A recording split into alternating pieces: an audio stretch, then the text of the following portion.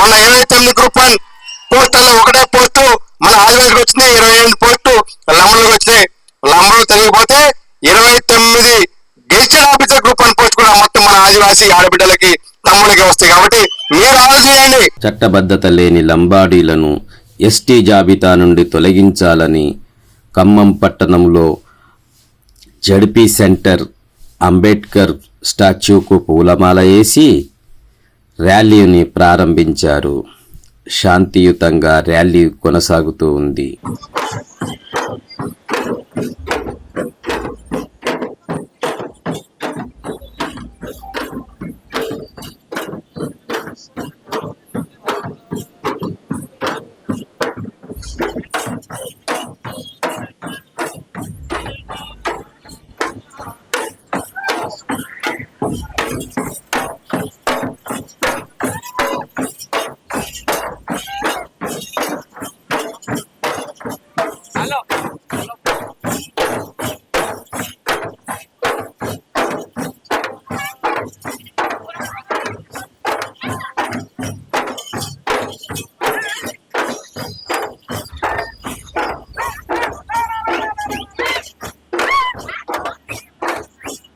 ఈ రోజు కొమరంభీం 125వ జయంతి సందర్భంగా ఖమ్మం పట్టణ నడిబొడ్డున ఈ యొక్క లకారం బండి మీద మొట్టమొదటిసారిగా మా యొక్క ఆదివాసీ పోరాట స్ఫూర్తి పోరాట వీరుడు జల్ జంగిల్ జమీన్ పై హక్కుల కోసం పోరాడి మాకు ఈ రాష్ట్రమే కాదు ఈ దేశంలో హక్కులు వచ్చేలా పోరాడినటువంటి మహానుభావుడు యొక్క జయంతి సందర్భంగా ఈ రోజు మరి ఒక విగ్రహాన్ని ప్రతిష్ఠ చేసి ఈ రోజు ప్రారంభోత్సవానికి సిద్ధం చేసుకున్నాం. ఆ సందర్భంగానే మా యొక్క రాజ్యాంగ హక్కులు కల్పించినటువంటి డాక్టర్ బిఆర్ అంబేద్కర్ సార్ విగ్రహం నుంచి కూడా భారీ ఎత్తున మా యొక్క సంస్కృతి సాంప్రదాయాలతో ర్యాలీ చేసుకుంటూ కూడా మేము రావడం జరుగుతుంది. ఒక పక్కన మేము ఎంత ప్రశాంతంగా ప్రజాస్వామ్యంగా చేస్తున్నా సరే కొంతమంది ఈ యొక్క లంబాడి పోలీస్ అధికారులు కావాలని చెప్పేసి ఈ యొక్క ర్యాలీని అడ్డుకునే విధంగా బెదిరించడం భయభ్రాంతులకు గురి చేయడం చాలా దారుణం. మేము రానున్న రోజుల్లో ఈ యొక్క ఉద్యమాన్ని ఇంకా ఢిల్లీ స్థాయికి తీసుకెళ్తాం. మేము ఇవాళ ఉన్నటువంటి 2-3 వేల మంది కాదు, రానున్న రోజుల్లో ఆదిలాబాద్ నవంబర్ 9న కేసాపూర్ లో 2 లక్షల మంది ఆదివాసులు చేయబోతున్నాం. అదేవిధంగా హైదరాబాద్ లో 5 లక్షల మంది చేయబోతున్నాం. మేడాల సమ్మక్క సారమ్మ సాక్షిగా 10 లక్షల మంది ఆదివాసీ ఉద్యమం చేయబోతున్నాం. కాబట్టి పోలీసు అధికారులు మీ యొక్క ఏవైతే నియమ నిబంధనలు ఉన్నాయో వాటికి అనుగుణంగా మేము చేస్తాం. మాకు ఎట్టి పరిస్థితి కూడా ఇబ్బంది కలిగించకుండా ఈ యొక్క లంబాడి పోలీసు ఎవరైతే ఉన్నారో వాళ్ళని దూరంగా పెట్టండి ఇక్కడి నుంచి. కాబట్టి మేము ప్రజాస్వామ్యంగా ఖచ్చితంగా ఈ యొక్క లంబాడి తొలగించడానికి సుప్రీంకోర్టులో పోరాడతాం. ఖచ్చితంగా వచ్చే సంవత్సరం నాటికి మా యొక్క తీర్పు కూడా మాకు అనుకూలంగా రాబోద్దని చెప్పి మాకు విశ్వాసం ఉంది. జై ఆదివాసీ. ఈ ర్యాలీలో అనేక మంది ప్రజలు, ఆదివాసీ సంఘాలు, వారి సాంస్కృతిక బృందాలు పాల్గొన్నాయి. ఎన్ని అడ్డంకులు వచ్చినప్పటికైనా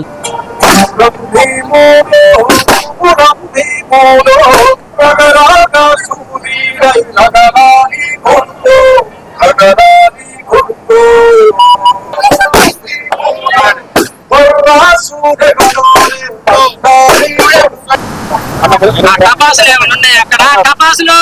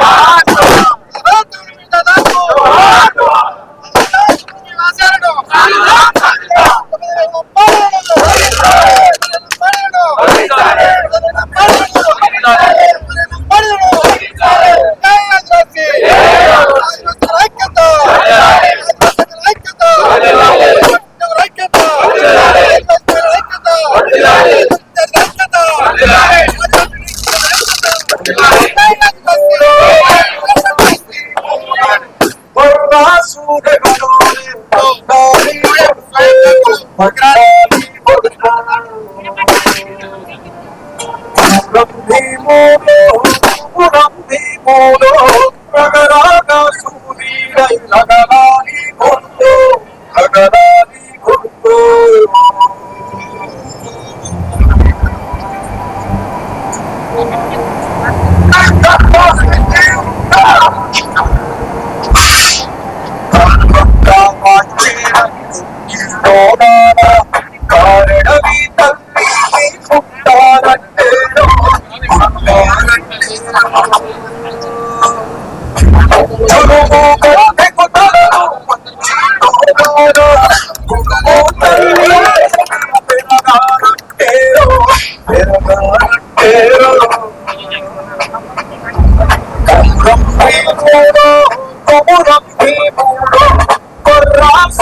వాటినన్నింటినీ అధిగమిస్తూ ఈ ర్యాలీని విజయవంతం చేసి టాంకిబండపై పెట్టిన కొమ్రం భీం విగ్రహాన్ని ఆవిష్కరించటం జరిగింది.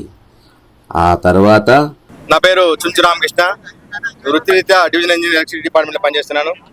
ఒక జాతి కోసం, జాతి ప్రయోజనం కోసం, జాతి అస్తిత్వం కోసము ఆదివాసీ 9 తెగల జాయింట్ యాక్షన్ కమిటీ చైర్మన్గా మరి అందరూ కూడా అన్ని తెగల వాళ్ళు, అన్ని సంఘాల వాళ్ళు కూడా ఎన్నుకోవడం జరిగింది. ఈరోజు ముఖ్యంగా ఎందుకంటే చాలా పవిత్రమైన రోజు. ఈరోజు ఇవాళ ఒకటి కార్తీక మాసం, ఇవాళ మొదలు. ఈ సందర్భంగా యావత్ సమాజానికి, తెలంగాణ రాష్ట్రంలోని సమాజం మొత్తానికి కూడా యొక్క కార్తీక మాస శుభాకాంక్షలు తెలియజేస్తూ, అదేవిధంగా ఆదివాసీలతో పాటు ఆదివాసీ యొక్క నాయకులు ఎవరైతే ఉన్నారో మా యొక్క ఆదివాసీ పోరాట స్ఫూర్తి ఉద్యమ నాయకుడు జై జంగిల్ జమీన్ కోసం పోరాటటువంటి కొమరం భీం దాదా జయంతి నేడు 125వ జయంతి. ఈ జై జంగిల్ జమీన్ నినాదం తెలంగాణ రాష్ట్రానికి రావడానికి, నీళ్లు నిధులు నియామకాలకి మొత్తం కూడా సమాజం మొత్తం కదలడానికి కొమరం భీం స్ఫూర్తితోనే ఆ రోజు పెద్ద ఎత్తున తెలంగాణ రాష్ట్ర ఉద్యమం నడిచింది. ఈ రోజు కూడా చట్టబద్ధమైన లంబాలు తొలగించడానికి మా యొక్క ఉద్యమ స్ఫూర్తి పోరాట వీరుడు కొమరం భీం దాదా యొక్క స్ఫూర్తితోటే మేమందరం కూడా ఏకమైన. ఇక్కడ సంఘాలు ఎన్ని ఉన్నా, మా యొక్క నాయకులు ఎన్ని పార్టీలు ఉన్నా సరే, మేము ఏ రకంలో ఉన్నా సరే అందరం కూడా ఒకే తాటిపైకి వచ్చి ఒక కొమరం భీం స్ఫూర్తితోటి యొక్క ఉద్యమాన్ని ముందుకోవాలని చెప్పేసి రానున్న రోజుల్లో వేలాది కాదు లక్షలాది మందితో కూడా భారీ ఎత్తున ధర్మయుద్ధ సభలు ఒక పక్కన ఆదిలాబాద్ కేసులాపూర్లో మరి ఈ నెల నవంబర్లో ఉండబోతుంది. అదేవిధంగా నవంబర్ తర్వాత డిసెంబర్లో కూడా మేడారం సమ్మక్క తల్లి సాక్షిగా దాదాపు 5 లక్షల మంది ఆదివాసులు కూడా ఒక ధర్మయుద్ధం ఉండబోతుంది. మేము ఖచ్చితంగా అనుకుంటున్నాం, న్యాయ వ్యవస్థపై మాకు నమ్మకం ఉంది, ప్రజాస్వామ్యమే నమ్మకం ఉంది, రాష్ట్ర కేంద్ర ప్రభుత్వం నమ్మకం ఉంది. ఇప్పటికే రాష్ట్ర కేంద్ర ప్రభుత్వాలు ఏదైతే సుప్రీంకోర్టు అడిగిందో ఆర్టికల్ 342 ప్రకారం వాళ్ళు ఎస్టీనా కాదా అన్న దానిపైన ఇప్పటికే ఉన్నటువంటి డాక్యుమెంట్స్ అన్ని కూడా పరిశీలిస్తున్నారు. ఖచ్చితంగా ఈ నెల లోపలనే వాళ్ళు సుప్రీంకోర్టు కూడా నివేదిక ఇవ్వబోతున్నారు. ఖచ్చితంగా సుప్రీంకోర్టు విచారణ తర్వాత చట్టబద్ధమైన లంబాలు తొలగిపోవడం ఖాయం. అదేవిధంగా సమాజంలో ఉన్నటువంటి అన్ని వర్గాలు, బడుగు బలహీన బహుజన దళిత మైనార్టీ, అదేవిధంగా అక్రమాలు చేయనటువంటి కమ్మ రెడ్డి వెలమ, అదేవిధంగా బ్రాహ్మణ క్షత్రియ వైశ్యులు అందరూ కూడా ఆర్థిక అసమానాలకు గురవుతున్నారు. ఒక పక్క అన్ని ఉద్యోగాల్లో కూడా ఎస్టీ ద్వారా వాళ్ళే వస్తున్నారు, జనరల్లో వాళ్ళే వస్తున్నారు. ఎక్కడ చూసినా హిందూ లేడు, అందువల్ల సందేహం వల్ల హిందూ వెతికినా మొత్తం కూడా గోరు పంజారాలి అన్నట్టు అయిపోయింది ఈ రాష్ట్రంలో. వాళ్ళని తొలగించడానికి ఇప్పటికే మాకు పూర్తి స్థాయి మద్దతు కూడా అందరూ తెలియజేశారు. అన్ని పార్టీలు ఉన్నటువంటి నాయకులు కూడా ఈ యొక్క ఉద్యమాన్ని బలపరుస్తుంది. ఖచ్చితంగా సుప్రీంకోర్టులో మేము గెలవబోతున్నాం. ఈ యొక్క మేడారం జాతర నాటికి ఖచ్చితంగా విజయం సాధిస్తామని చెప్పి నమ్మకం ఉంది.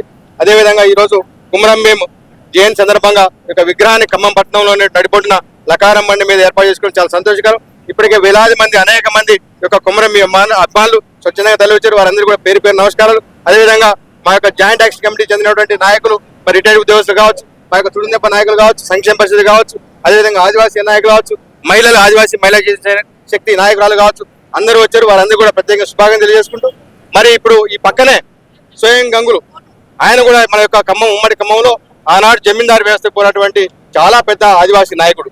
ఆయన యొక్క విగ్రహాన్ని ఏర్పాటు చేయడానికి ఈ రోజు భూమి పూజ కూడా ఇప్పుడు తొందరలో చేసుకుపోతున్నాం. దానికి సంబంధించినటువంటి స్వయం వంశస్థులు రావడం జరిగింది. తొందరలోనే ఆ యొక్క విగ్రహావిష్కరణ ఉంటుంది తెలియజేసుకుంటూ, మరి ఈ యొక్క విషయాన్ని పాతికేయ మిత్రులు అందరూ కూడా ఈ యొక్క రాష్ట్రంలోని ప్రజలందరూ కూడా ఈ యొక్క ఆదివాసీలు ఏదైతే న్యాయమైన డిమాండ్ ఉందో మా యొక్క కోరికను బలపరచాలని కోరుకుంటూ జై ఆదివాసీ, జై జై ఆదివాసీ. ఇప్పుడు మొదటిగా మన జేఏసీ చైర్మన్ గారు, అలాగే ఆదివాసీ తెగల సమన్వయకర్త వారు ఎంత కష్టపడుతున్నారో మనందరికీ తెలుసు. జాక్ చైర్మన్ సుంచు రామకృష్ణ గారు, మన రథసారథి, వారి యొక్క అమూల్యమైన సందేశాన్ని ఈ సమావేశాన్ని ఉద్దేశించి మాట్లాడవలసిందిగా కోరాను. ముందుగా అందరూ క్షమించాలి, వేదిక మీద ఉన్నటువంటి మిత్రులు కూడా అందరూ క్షమించాలి. ఎందుకంటే వాతావరణం అనూహ్యంగా పక్కన వస్తుంది. ఎందుకంటే సమ్మక్క తల్లి ఇప్పటి వరకు బాగానే మనకి పర్మిషన్ ఇచ్చింది, అన్ని రకాలుగా ఎండనే ఆపింది, మబ్బుని పట్టుకొచ్చింది. కానీ ఇంకెంతో కాలం ఆగేటట్టయితే అనిపిస్తలేదు ఇది. కాబట్టి మీరందరూ కూడా ఒకసారి క్షమించాలని కోరుకుంటూ, ఈరోజు చాలా పవిత్రమైనటువంటి రోజు. ఒక వీరుడు మరణించవచ్చు, కానీ అతని పోరాట స్ఫూర్తి ఎన్ని వందల సంవత్సరాలు నిల్చుంటారన్న కారణం ఈ రోజు మనము కొమరం భీం విగ్రహ ప్రారంభోత్సవానికి మీరు చూసుకుంటే 125వ జయంతి రోజు. ఈ రోజే మనం ఖమ్మం పట్టణ నడిపోటున్నా ఎన్ని ఆటంకాలు ఉన్నా సరే, ఎన్ని ఒత్తిడి ఉన్నా సరే, ఆఖరికి మనం ఎన్నుకున్నటువంటి నాయకులు కూడా ఆ ఒత్తిడిని తట్టుకోలేక రాలేకపోయినారు. సరే, అది వాళ్ళ తప్పిదం, వదిలేద్దాం మనం. కానీ ఎన్ని ఇబ్బందులు ఉన్నా సరే చాలా వరకు చట్టబద్ధ లంబాడీలను తొలగించడం కంటే అది పక్కన పెట్టి చుంచడానికి శక్తి తొలగించాలని కొంతమంది కుట్రలు పంతున్నారు. అవన్నీ ఛేదించుకొని కూడా దాదాపు అసలు 1000 మంది పైన యువత కావచ్చు, మహిళలు కావచ్చు, రిటైర్డ్ ఉద్యోగస్తులు చాలా మంది వచ్చారు. ఇక్కడ ఉద్యోగస్తులు కూడా సెలవు పెట్టుకోలేక రాలేకపోయాను. కానీ నేను ఒకటే అడుగుతున్నా, ఎవడన్నా చనిపోయిండో లేకపోతే ఎవరైనా కర్మలు ఉంటే మనం సెలవు పెట్టుకొని పోవట్లేదా? ఇవాళ మన జాతి అస్తిత్వం ప్రశ్నాధికారం ఉన్నది. ఇవాళ మన జాతి మరణిస్తే రేపు మన పిల్లలకి విద్య ఉద్యోగ అవకాశాలు ఎట్లా వస్తాయని ఒక ఆలోచన లేదా? ఒక చిన్న ఆలోచన. ఖమ్మం పట్టణంలో దాదాపు 300 కుటుంబాలు ఇక్కడ నివాసం ఉన్నాయి. అదే ఆత్మీయ సమ్మేళనం అంటే 1000 మంది ఈ యొక్క కుటుంబాల సభ్యులే వస్తారు. దానికి మొన్ననే చేసినాం ఆత్మీయ సమ్మేళనం చేసినప్పుడు. మరి అదే ఇవాళ మన జాతి హక్కుల కోసము తన ప్రాణాన్ని కోల్పోయినటువంటి గొప్ప పోరాట వీరుడు, ఈ జాతికే కాదు ఈ రాష్ట్రానికి, దేశానికి ఒక దిక్సూచి, ఒక పోరాట యోధుడు, జంగు సైరన్ మోసినటువంటి వ్యక్తి కొమరం భీం దాదా విగ్రహావిష్కరణకి రాలేకపోవటం వాళ్ళ దురదృష్టము, వచ్చినందుకు మనందరికీ అదృష్టం. ఎందుకంటే పైనటువంటి సమ్మక్క తల్లి కావచ్చు, మన దేవతలు కావచ్చు, ఆ యొక్క పోరాట వీరులు కావచ్చు, వీళ్ళందరూ కూడా ఈ యొక్క కార్యక్రమాన్ని దిగ్విజయం చేయడానికి మనకి వాతావరణం అనుకూలించడం చేశారు. కాబట్టి ముందుగా ఆ తల్లి సమ్మక్క తల్లికి, మన 9 తెగల దేవతలకి, అదేవిధంగా మన పోరాట వీరులు బిర్సా ముండా, రామ్జీ గోండ్, స్వయం గంగులు, కొమరం భీం, అనేక మంది పోరాట యోధులు, మధ్య రామచంద్ర కావచ్చు, వేడ్మా రామ్ కావచ్చు, వీళ్ళందరూ కూడా పేరు పేరున శిరస్సు వంచి నమస్కరిస్తూ పాదవందనం చేసుకుంటూ ఈ రోజు ఒక పక్కన కొమరం భీం విగ్రహాన్ని ప్రారంభం చేసుకున్నాం. ఇంకో పక్కన మన ప్రాంతం ఉమ్మడి ఖమ్మం జిల్లాలోని దమ్మపేట మండలం అక్కడ నుండి జమీందార్ బంజరాలో పుట్టి ఈ యొక్క జమీందారీ వ్యవస్థ పైన పోరాడి వీరమరణం పొందినటువంటి స్వయం గంగులు విగ్రహం పెట్టాలని కూడా ఈ రోజే భూమి పూజ చేసుకోమంటే ఇది మామూలు రోజు కాదు. ఇది ఇవాళ కార్తీక మాసం ప్రారంభమైనటువంటి రోజు. ఈ రోజు ఇక్కడ వచ్చినటువంటి వాళ్ళందరం కూడా ఉపవాసం ఉండి ఈ యొక్క కార్యక్రమం చేసుకోమంటే మన జన్మ ధన్యమైన లెక్క. ఒక జాతిని కాపాడటానికి 10 లక్షలు అవసరం లేదు.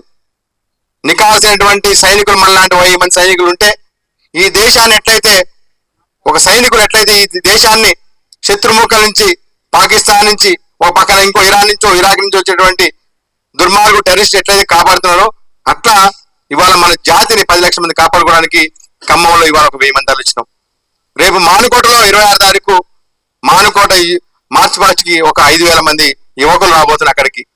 అదేవిధంగా అశ్రాపేటలో మహిళలు, ఆదివాసీ మహిళా చైతన్య శక్తి ఆధ్వర్యంలో మహిళలు పెద్ద ఎత్తున కథం దొక్కబోతుంది. దాదాపు 10,000 మంది మహిళలు అశ్రాపేటలో సదస్సు పెట్టబోతున్నారు నవంబర్ 2 తారీఖున. ఖచ్చితంగా రానున్న రోజుల్లో Sammakka Saralamma archaeology research centre వాళ్ళకి చెప్పడం జరిగింది. ఇప్పుడే మైపతి కుమార్ గారు కూడా ఈ యొక్క స్వయం గంగుల చరిత్ర పైన అధ్యయనం చేసి, అదేవిధంగా వారి వంశస్థులతోటి ఎవరైతే ఉన్నారో స్వయం వీరభద్ర గారు కావచ్చు, స్వయం చిన్నారి బాబురావు గారు కావచ్చు, మిగిలినటువంటి వాళ్ళందరితో కూడా ఆ ప్రాంతంలో పర్యటన చేసి ఏ రకంగా ఆయన యొక్క విగ్రహాన్ని, పూర్తి విగ్రహం ఇంతవరకు ఎక్కడ చూడలేం మనం. పాత చరిత్రలో ఆయన ఫోటోలు ఎక్కడన్నా, వాళ్ళ వంశస్థులు ఎక్కడన్నా బ్లాక్ అండ్ వైట్ ఏదైనా ఫోటో దొరికినా సరే అటువంటి అన్ని డెవలప్ చేసుకొని ఈనాడు ఎట్లయితే కొమరం భీం విగ్రహాన్ని ఆదిలాబాద్ నుంచి మొదలు పెడితే అష్టాపేట వరకు, ఇటు నల్లమల్లి నుంచి మొదలు పెడితే భద్రాద్రి నుంచి వరకు అనేక చోట్ల ఒకప్పుడు చేతులు కాలు లేని విగ్రహాలు పెట్టేది.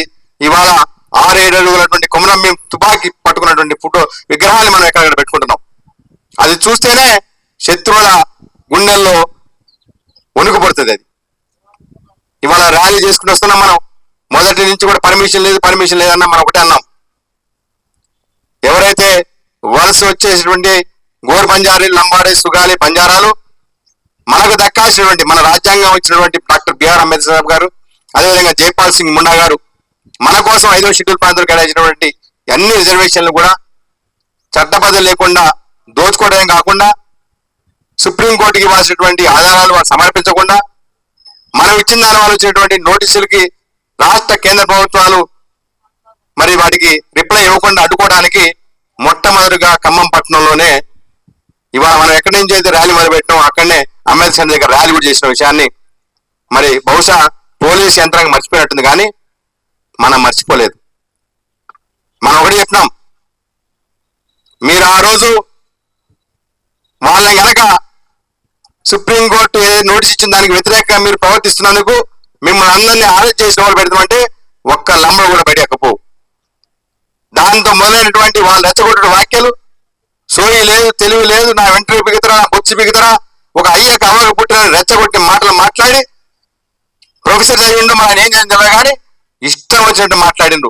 ఒక ఆయన టీచర్ అధ్యక్షుడు అంటారు. ఆయన మన టీచర్తో కూడా కొంతమందితోటి ముజామి చేసుకుని ఆయనే సెక్రటరీలో రాజకీయాలు చేస్తుంటారు, ట్రాన్స్ఫర్ చేసి మన ఉపాధ్యాయులు పిలిచినటువంటి ఆ నాయకుడితో కూడా వీళ్ళు కలిసి పనిచేస్తారు. వీళ్ళందరూ కలిసి కొత్తగూడెంలో ఆ మురళి వాళ్ళ మీద ఇవాళ మనం ఎట్లయితే ర్యాలీ చేసిన అట్లా 1000 మందితో ర్యాలీ చేసి అదో పెద్ద రీల్స్ వెనకాల ముందు దాన్ని చూపెట్టి మీరేం చేస్తారు అని రెచ్చగొట్టిండ్రు. మళ్ళీ అక్కడికి వరంగల్ పోయిండ్రు, అక్కడ 1000 మంది కలిసి మళ్ళీ ఒక ర్యాలీ పోయి అక్కడ రెచ్చగొట్టిండ్రు. మళ్ళీ జాలన్నట్టు ఇందిరా పార్క్ పోయారు. ఇందిరా పార్క్ పోయి మా ఎలక్ట్రిసిటీ డిపార్ట్మెంట్ లో మొత్తం కూడా లీవ్ పెట్టుకొని ఆ రోజు ప్రత్యేకంగా ఈ జాక్ చైర్మన్ ఎలక్ట్రిసిటీ డి కాబట్టి మనందరం కూడా ఆయన అడ్డుకోవడానికి మనందరం లీవ్ పెట్టుకోవాలని చెప్పేసి అడుకోవడం జరిగింది. చినుకులు పడుతున్నాయి, 2 నిమిషాలు ముగిస్తా. ఎంత చేసినా సరే రెచ్చగొట్టే సరే మనం సమయాన్ని పాలించినాం. చూద్దాం చూసి ఆచి తూసి పంజా విసిరితే లంబడోడు కాదు కదా, వాడి తాత ఎక్కడైతే యూరోప్ లో ఉన్నాడో, ఆఫ్ఘనిస్తాన్ లో ఉండో వాడిని మట్టి కరిపించి నాకు వదిలిపెట్టమని చెప్పి ఆలోచన చేసి ప్రారంభించి 9 తెగలు అన్ని సంఘాల ఆమోదంతో జే చైర్మన్ అయిన తర్వాత అరుణ్ కుమార్ గారు, మిగిలినటువంటి సంఘాలు, సత్యనారాయణ గారు, వీళ్ళందరూ కూడా ఒకటే మాట్లాడారు, సార్ మీరు నిలబడతారా, మీరు చేస్తారంటే మీకు జే చైర్మన్ మిమ్మల్ని ఏగ్రహం చేస్తాం, లేదంటే మీరే సంఘాలు మీరు చూసుకుంటాం అని చెప్పారు. నేను ఒకటే అన్నా, సావడానికైనా సిద్ధమే కానీ లంబడం తొలగించడానికి పోరాటాన్ని ముందు చెప్పిన. ఇవాళ కూడా చెప్తున్నా, మానుకోట యువత మీరు కదలండి. 2 సంవత్సరాలు కానీ నాకు 2 నెలల సమయం అండి, డిసెంబర్ 9 వరకు. పోతే నా ఉద్యోగం పోవాలి, లేకపోతే లంబడు తగ్గిపోతే మీ అందరి ఉద్యోగాలు రావాలి మొత్తం కూడా. మొన్న 29 గ్రూప్ 1 పోస్టుల్లో ఒకటే పోస్టు మన ఆదివాసికి వచ్చినాయి, 28 పోస్టు లంబడులకు వచ్చినాయి. లంబడు తగ్గిపోతే 29 గెజిటెడ్ ఆఫీసర్ గ్రూప్ 1 పోస్ట్ కూడా మొత్తం మన ఆదివాసీ ఆడబిడ్డలకి తమ్ముడికి వస్తాయి. కాబట్టి మీరు ఆలోచించండి, ఈ ఉద్యోగాలు మీవి. Group 1, group 2, group 3, group 4 agency ఉద్యోగాలు మొత్తం కూడా మీవే. మీ భవిష్యత్తు బాగుండడం కోసమే నేను నా ఉద్యోగాన్ని కూడా లెక్క చేయకుండా ఎన్ని ఒత్తిడున్నా సరే లాస్ ఆఫ్ చేయకుండా 3 లక్షల ఉద్యోగాలు పక్కన పెట్టి తిరుగుతున్నా. అదేవిధంగా రిటైర్డ్ ఉద్యోగులు అందరూ కూడా పనిచేస్తున్నారు, సంఘాలు అందరూ పనిచేస్తున్నారు, మహిళలు అందరూ పనిచేస్తున్నారు. కాబట్టి మీరందరూ కూడా ఖచ్చితంగా మానుకోట మార్చి 1కి కదలి రావాలి. ఇక్కడ పెద్దలు మీ పిల్లల్ని పంపించండి, వాడు రానంటే 4 తగిలి 4 పీకి పంపించండి మానుకోటకి, తప్ప ఇంట్లో కూడా తిండి పెట్టదు వాళ్ళందరూ కూడా. అదేవిధంగా నవంబర్ 2వ తారీఖున మహిళలు మీటింగ్ పెట్టుకుంటే కొంతమంది సన్నాసం ఏం చేస్తారంటే మన ఇంటి దొంగలే దాన్ని ఆపడానికి కోసం మాకు చెప్పలేదు, మాకు పర్మిషన్ తీసుకోవాలని చెప్పేసి ఆడవాళ్ళకి ఫోన్ చేసి బెదిరిస్తున్నారు. ఆ సన్నాసి గురించి చెప్పేది ఒకటే, మీకు చేతనైతే, మీకు దమ్ము ఉంటే నాలాగా ఖమ్మం సెంటర్ లో నిలబడి లంబడుని తొలగిస్తని చెప్పి మాట్లాడు. అంతేగాని నన్ను తొలగించడానికి, ఈ ఉద్యమాన్ని ఆపడానికి ఆడవాళ్ళని బెదిరించడం కాదు సన్నాసులారా మీరు. కాబట్టి మీరు ఎన్ని అవంతరాలు సృష్టించినా ప్రకృతి మా వైపు ఉంది, సమ్మక్క తల్లి మా వైపు ఉంది, కొమరంబి మా వైపు ఉండు, దేవతలు వీళ్ళు మా వైపు ఉంది. కాబట్టి ఖచ్చితంగా మనం గెలవబోతున్నాం. రాబోయే జాతర నాటికి విజయం సాధ్యమని తెలియజేసుకుంటూ ఎల్లుండి బహుశా యొక్క రాయ్ సెంటర్ సమావేశంలో నవంబర్ 9 కేస్లాపూర్ లో 2 లక్షల మందితోటి భారీ ధర్మయుద్ధం సభ ఉండబోతుంది. దాని తర్వాత నెల లోపలనే మేడారం సమ్మక్క తల్లి సాక్షిగా ధర్మయుద్ధం ఆఖరిదే కావచ్చు. అది దాంతో కేంద్ర రాష్ట్ర ప్రభుత్వాలు కదా ఈ భూమి మీద ఉన్నటువంటి ఎప్పుడు కూడా ఈ గోరు బంజారాల్ని కాపాడేటువంటి సాహసం కూడా చేయని చెప్పేసి ఈ సభాముఖంగా తెలియజేసుకుంటూ నాకు ఈ అవకాశం ఇచ్చినటువంటి మీ అందరితో పాటు పైన ఉన్నటువంటి సమ్మక్క తల్లికి శిరస్సు వంచి పాదానం చేస్తూ జై ఆదివాసి, జై ఆదివాసి. అదే రిపీట్ చేస్తానా, ఒక తల్లి ఇప్పుడున్న జీవన పరిణామంలో 2 బిడ్డలే కంటది. ఒక 50 సంవత్సరాల ముందు ఒక తల్లి 10 నుంచి 15 మందికి జనవనివ్వగలిగే పరిపుష్టి ఆహారం అందింది. అయినప్పటికీ లంబాడీల జనాభా ఎట్లా పెరిగిందంటారు, ఈ రోజున జాక్ చైర్మన్ గారు ఒక టైటిల్ ఇచ్చారు. ఒక 2 టైటిళ్ల మధ్యలో ఇవాళ తెలంగాణ రాష్ట్రంలో యుద్ధం జరుగుతుంది. ఒకటేమో ఆత్మగౌరవం, రెండవదేమో గోసపడుతున్న ఆదివాసీల ధర్మ యుద్ధం. ఈ యుద్ధంలో ఆత్మగౌరవంకి వెళ్తుందో ధర్మ యుద్ధంకి వెళ్తుందా? అసలు ఇక్కడ లంబడోనికి టైటిలే పెట్టుకుంటూ రాలేదు, వాడు మన మీద గెలుస్తాడట. యుద్ధం అని మన జాక్ చైర్మన్ ప్రకటించిండు. ఆత్మగౌరవాన్ని వాళ్ళు ప్రకటించారు. అసలు ఆత్మగౌరవం అనే పదానికి ప్రపంచంలో మైక్రో లెవెల్లో ఎతికినా కానీ వాళ్ళకి సూటబుల్ కాదు. ఆత్మగౌరవం అంటే వాళ్ళ ముందు చూపు కాదు, వాళ్ళ తెలివికి కాదు, వాళ్ళ దోపిడీకి కాదు, వాళ్ళ క్రిమినల్ యాక్టివిటీలకు కాదు, దోచుకునే విధానానికి కాదు. అమాయక ఆదివాసీల్ని 50 సంవత్సరాలుగా పంది కొక్కుల్లాగా నున్నగా తిన్న వాళ్ళకి ఆత్మగౌరవం అనే మాట అసలే సూటబుల్ కాదు మిత్రులారా. అది ఖమ్మం నడివోటి నుంచి వెళ్ళి వాళ్ళ మనం సవాలు ఇసురుతాను. అందుకే చాలా తెలివిగా అన్ని కోణాలు ఆలోచించి ఎవరు నిర్ణయం లేకుండా రాత్రికి రాత్రి మన చైర్మన్ గారు ధర్మయుద్ధం ప్రకటించాడు. మరి అది సమ్మక్క తల్లి వేపిందా లేదా మరి అలా బండారు వంశానికే తెలవాలి ఇవాళ. ఈ సందర్భం నుంచి వెళ్ళి నీరజ మేడాన్ని కూడా మనం గుర్తు చేసుకోవాలి. ఎందుకంటే అంత ఆశామాసి కాదు. ఇవాళ కొన్ని విమర్శలు మనం చూస్తాం. సుందరరామకృష్ణ గారు ఎంపీ అయితే వచ్చిండు, సుందరరామకృష్ణ గారికి 30 సంవత్సరాలు ఏడిపోయిండు, సుందరరామకృష్ణ అయినా ఉద్యమాలలో లేడు కదా. చాలా చిల్లి వస్తాయి వాళ్ళ విమర్శలు. అదే సుందరరామకృష్ణ గారు జాతి కోసం తన భార్య బొట్టు పెట్టి తిలకం దిద్ది 3 లక్షల జీతం నువ్వు కోల్పోయినా పర్వాలేదు, నీ ఉద్యోగం కోల్పోయినా పర్వాలేదు, కానీ నువ్వు యుద్ధ రంగంలో నడవంటాది కదా. రెండు పక్కలు చూడాలి మనం. ఒక పక్కనే చూస్తే విమర్శ అవుతుంది, రెండో పక్క ఆయన పడే బాధలు, ఆకలి బాధలు, కుటుంబ సమస్యలు, ఆయనకు కుటుంబం ఉన్నది, ఒక జిల్లా స్థాయి ఉద్యోగాన్ని వదిలిపెట్టి వాళ్ళ రాత్రి అనక పగలనక అటు అస్మాబాద్ నుంచి అశ్వారావుపేట దాకా తిరిగే క్రమంలో ఆయనకేమన్నా అయితే క్రిమినల్ ట్రైబ్ అనే పదవులే ఉన్నది కదా. క్రిమినల్ ట్రైబ్ అనే దాంట్లోనే ఆయన పైన థ్రెట్ ఉన్నట్టే కదా. మరి ఇవన్నీ ఆలోచించకుండానే ఇంగిత జ్ఞానం లేకుండా విమర్శలు చేయటం అనేది దయచేసి మనం మానుకోవాల్సిన అవసరం ఉంటుంది. ఉద్యమకారులుగా ఉద్యమం అంటే సమీక్ష చేసుకోవాలి, ఎట్లా మనం కలిసిపోవాలి, ఐక్యతగా ఎట్లా ఉండాలి, భవిష్యత్ ఉద్యమాన్ని ఎట్లా నిర్మించాలి, ఆగమైపోతున్న ఆదివాసీ జాతిని ఎట్లా కాపాడుకోవాలనే ప్రణాళికలే ఉద్యమ కార్యాచరణ జరగాల తప్ప ఇంతకుముందు జాక్ చైర్మన్ గారు అన్నట్టు నడిబిగుతందుకే లవరోలుగా నడిబిగుతందుకే ప్రణాళికలు జరుగుతాయనే పద్ధతిలో మాత్రం పోవడం అనేది అది ఉద్యమానికి కూడా ప్రమాదకరం అనేది మనం గుర్తుపెట్టుకోవాల్సిన అవసరం ఉన్నది. ఈ సందర్భం నుంచి వెళ్ళి మనం ఒక డిక్లరేషన్ మనం ఇచ్చినాం. వాస్తవంగా కూడా 1996 నాటికి కూడా కొమరం భీం పోరాటం అనేది ఆదిమ సమాజానికి తెలియదు. 1996లో కొమరం భీం అనే పోరాట చరిత్ర లేదు, కొమరం భీం అనే విగ్రహం లేదు.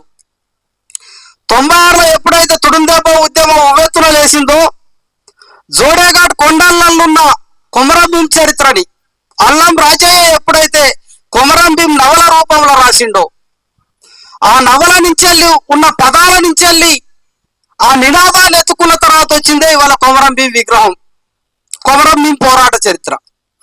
ఆ పోరాట చరిత్ర వచ్చిన తర్వాతనే మాకు వీరుడు ఉన్నాడని తెలిసింది. కానీ అదే 1940 దశకంలో కోయ గడ్డ పైన కోయ బొబ్బిలి సోయం వంశంలో వీరభద్రవన్న వంశంలో ఇవాళ సోయం గంగులు అనే వ్యక్తి కూడా అదే నిజాం సైన్యాలకు వ్యతిరేకంగా, అదే జల్జంగిల్ జమీన్ కోసం, అదే స్వయం ప్రతిపత్తి కోసం, అదే నేలపైన హక్కు కోసం పోరాటం చేసి అదే నిజాం తుపాకీ రాజ్యం తూటాలకు బలైపోయినా కానీ ఈ రోజు వరకు 80 సంవత్సరాలైనా కానీ సోయం గంగుల చరిత్ర ఇవాళ పోరాటంలో లేదు. సోయం గంగుల చరిత్ర అనేది పోరాటంలో లేదు. కొమరం భీంతో సమకాలికంగా ఇవాళ పోరాటం నడిపిన ఒక వీరుని చరిత్ర కాలగర్భంలో కలిసిపోయింది. కాబట్టి ఇవాళ జాక్ చైర్మన్ గారు ఖమ్మం నడి ఒడ్డున మొట్టమొదటి విగ్రహాన్ని ఇవాళ భూమి పూజ చేయడం జరిగింది. ఒక వీరుని నిలబెట్టే ప్రయత్నం జరుగుతుంది. మీరు 2 రకాల పోరాటాలు చదివినాం. కొమరం భీం పోరాటాన్ని చదివినాం, సోయం గంగుల పోరాటాన్ని చదివినాం. కొమరం భీం పోరాటం బయటికి రావడానికి గల ముఖ్య కారణం ఏంటంటే కొమరం భీం పోరాటాన్ని విప్లవోద్యమం ఎత్తుకున్నది. ఆదిలాబాద్ జోడేఘాట్ కొండల్లో విస్తృతంగా నడిచిన మావోయిస్టు పార్టీ లాంటి విప్లవ సంఘాల పోరాటాన్ని బయటికి తీసుకొని వచ్చినాయి. విప్లవ సాహిత్యాన్ని జోడించి ఈ సమాజానికి కొమరం భీం నవల రూపంలో అందించగలిగినాయి. ఆ గ్యాప్ ఇక్కడ సోయం గంగులకి ఏర్పడ్డది. కాబట్టి ఇవాళ ఆ అక్షరాన్ని ఇవాళ ఆయుధం కంటే బదులుగా ఇవాళ చరిత్ర నిర్మించాల్సిన బాధ్యత మా పరిశోధన కేంద్రానికి ఇంతకు ముందే డిక్లరేషన్ ఇవ్వడం జరిగింది చైర్మన్ గారు. ఈ రకంగా మనం ఇవాళ ఒక గొప్ప సందర్భంగా ఒక వీరుని మనం మన సమాజానికి పరిచయం చేయబోతాను. ఖమ్మంలో మనకు తెలుసు మన జనాభా తక్కువ, జియోగ్రాఫికల్ గా ఖమ్మం అంటేనే కమ్మల ఆధిపత్యం ఉన్న ప్రాంతం కదా. ఇక్కడ కూడా ఒక ట్యాంకు బండ పైన విగ్రహం పెట్టాలంటే మనం గూడెంలో కూర్చొని మాట్లాడుకున్నంత ఆశామాషి కాదు. నిర్వహణ కమిటీకి మనం వాస్తవంగా మొక్కాలి. ఎన్నో రకాల ప్రెజర్స్ ఉంటాయి. ర్యాలీ తీయొద్దని ప్రెజర్ ఉంటుంది, విగ్రహం పెట్టొద్దని ప్రెజర్ ఉంటుంది. మా తాడువాయిల్లో ఎటున్నాగారంలో విగ్రహం పెడితేనే R&B పర్మిషన్ ఉండాలంటే అక్కడ కూడా ఫైట్ చేయాల్సిన అవసరం ఏర్పడ్డది మన గూడెంలే. కానీ ఇక్కడ ఖమ్మం నడిగొట్టినంటే ఎన్ని రకాల ఇబ్బందులు పడి ఉంటారు. మళ్ళీ అది కొమరం భీం. ఖమ్మం అంటే మెజారిటీ ట్రైన్ రూట్లున్న లంబాడాలు ఆక్రమించిన ప్రాంతం వల్ల. కాబట్టి ఒక కార్యక్రమాన్ని మనం ఎప్పుడు కూడా వాళ్ళు పడ్డ కష్టాన్ని, వీరులను నిలబెట్టిన సందర్భాన్ని కూడా మనం గుర్తు చేసుకోవాల్సిన అవసరం ఉంటుంది. అంతిమంగా ఇక్కడ నిలబడ్డ వీరుడు మళ్ళీ ఎటు పక్క తిరుగుతాడు, లంబాడీ లెస్టిల్ కాదనే వైపే తిరుగుతాడు. ఈ కొస నుంచి ఆ కొస వరకు కూడా లంబాడీల తొలగింపు వైపే కథన రంగంలో కథనాల యువకులని సంకేతం ఇస్తాను.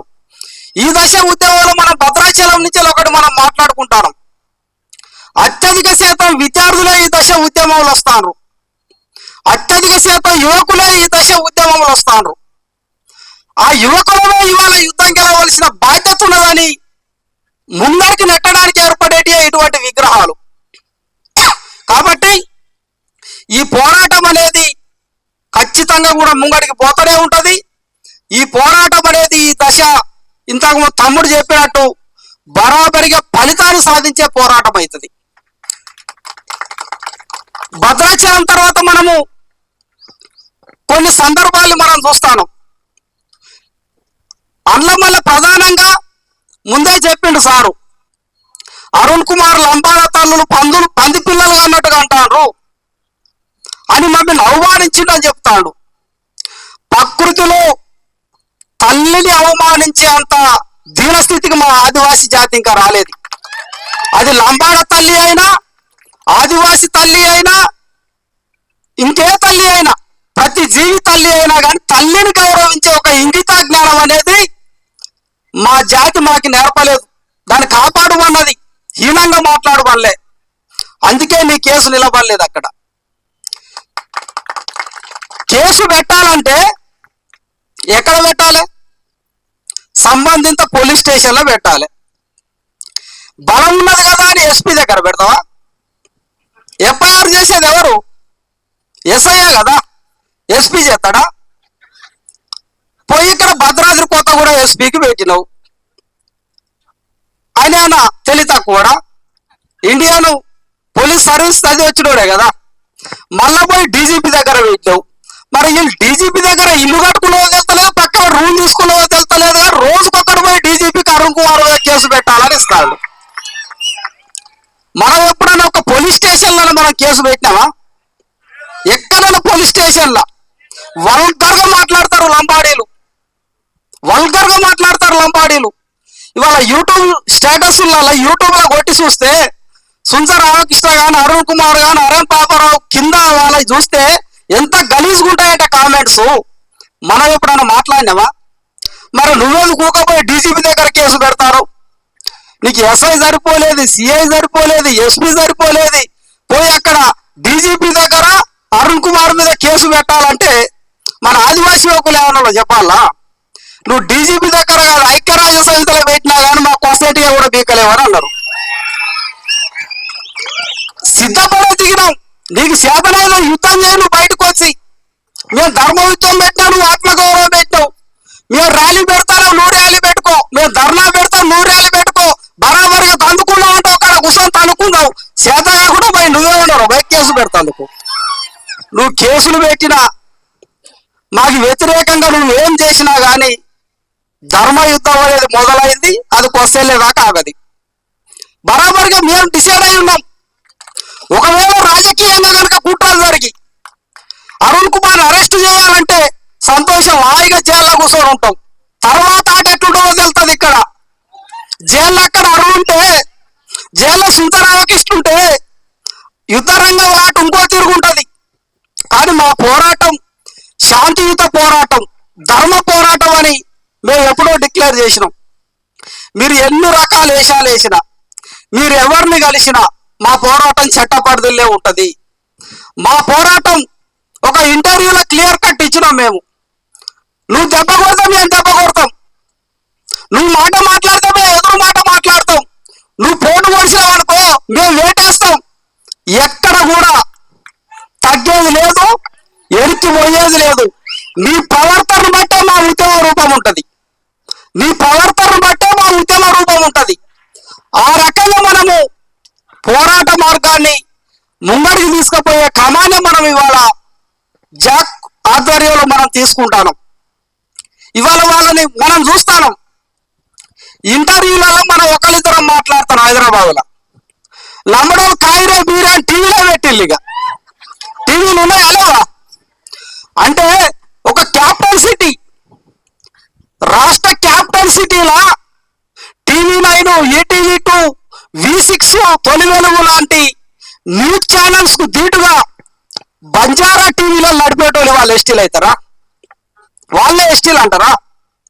ఇవాళ వాళ్ళు ప్రత్యేకంగా టీవీలు పెట్టుకొని ఇక మనం తిట్టుడే ఆ టీవీల పనిగా. వాళ్ళ అంబాల భాషలు ఏం తిడతాలో మనకు అర్థమవుతలేదు. తెలుగులో తిట్టినా అర్థమవుతుంది, అది ద్రవిడియన్ లాంగ్వేజ్. తమిళ్లో తిట్టినా అర్థమవుతుంది, అది ద్రవిడియన్ లాంగ్వేజ్. కన్నడలో తిట్టినా అర్థమవుతుంది, అది ద్రవిడియన్ లాంగ్వేజ్. వీడు తిట్టే భాష రాజస్థాన్ కొసకి మా జాక్ చైర్మన్ చెప్పినట్టు ఆఫ్ఘనిస్తాన్ ఉన్నది. మరి అది రావాలంటే మనం అక్కడ పోయి నేర్చుకోవాలి. నువ్వు ఏం తిట్టినా, ఎంత గోసమాట ఉరుకులో పెట్టినా కానీ బరాబరిగా నేను తొలగించేదాకా మా పోరాటం ఆగది, మేము వెనక్కిపోయేది లేదనేది కూడా స్పష్టంగా తెలియజేస్తాను. అదేవిధంగా ఇవాళ వీళ్ళు టీవీలలో కూర్చున్న వాళ్ళు మాట్లాడే మాటలు, ఒక మాటకే ఒక మాటను ఇచ్చినాం మనం. బొచ్చు కూడా వీకలేదంటే ఒక డిక్లరేషన్ ఇచ్చినాం. ఇప్పుడేం మాట్లాడతారు అంటే మన సీతారాం నాయక్ మాట్లాడతాడు. ఆయన ప్రొఫెసర్, గొప్ప మేధావి, అహంకార పూరితంగా ఉంటాయి ఆయన మాటలు. ఆయన ఏమంటాడంటే, ఏమ్రా భయ్ మమ్మల్ని ఎస్టీలకి తీసేస్తాడా? మా లకీసా బంజారా చరిత్ర మీకు తెలుసా? ఢిల్లీలో ఎర్రకోట కట్టించిండు మన నన్ను ఆదివాసుల్ని. ఏమ్రా భయ్ లకీసా బంజారా చరిత్ర మీకు తెలుసా? ఢిల్లీలో ఎర్రకోట కట్టించిండు. మరి ఢిల్లీలో లకీసా బంజారా ఎర్రకోట కట్టి తాన్ని ఆడుకోను ఎస్టీ రిజర్వేషన్. ఈ తెలంగాణలో ఎవరు అడుగుంటాడండి అంటే మనకు రాదా? రెచ్చగొడితే రెచ్చిపోవడం మనకు రాదా? ఢిల్లీలో వీళ్ళ రిజర్వేషన్ ఏంది? ఓసీ. ఢిల్లీలో వీళ్ళ రిజర్వేషన్ ఓసీ. మరి లకీసా బంజారా వంశానికి ఢిల్లీలో ఓసీ ఉన్నప్పుడు తెలంగాణ ఎట్లా ఇచ్చిందో మరి నువ్వు చెప్పాలి. ప్రొఫెసర్వి, గొప్ప మేధావి కదా. మా దొంగ ఉద్యోగంలో ఎస్టీ స్టేటస్ పొందినావు కదా, మా రిజర్వేషన్ లో ఇవాళ ప్రొఫెసర్ ఉద్యోగం పొందినావు కదా, ఒకసారి మహబూబాబాద్కి ఎంపీ కూడా అయినావు కదా. అయినాట భిక్ష వేసినట్టు నేను ఎంపీ ఉన్నప్పుడు ఆదివాసులకు సేవ ఏం చేసినావు?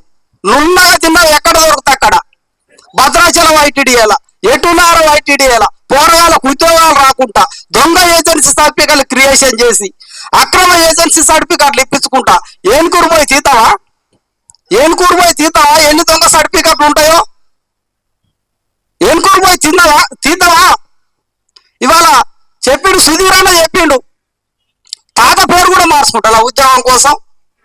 తాత పేరు కూడా, అయ్య పేరు కూడా మార్చుకుంటారు. పొద్దుగా పాలు తాగిన తల్లి పేరు కూడా మార్చుకునే క్రిమినల్ ట్రైబల్ జాతి ఇది.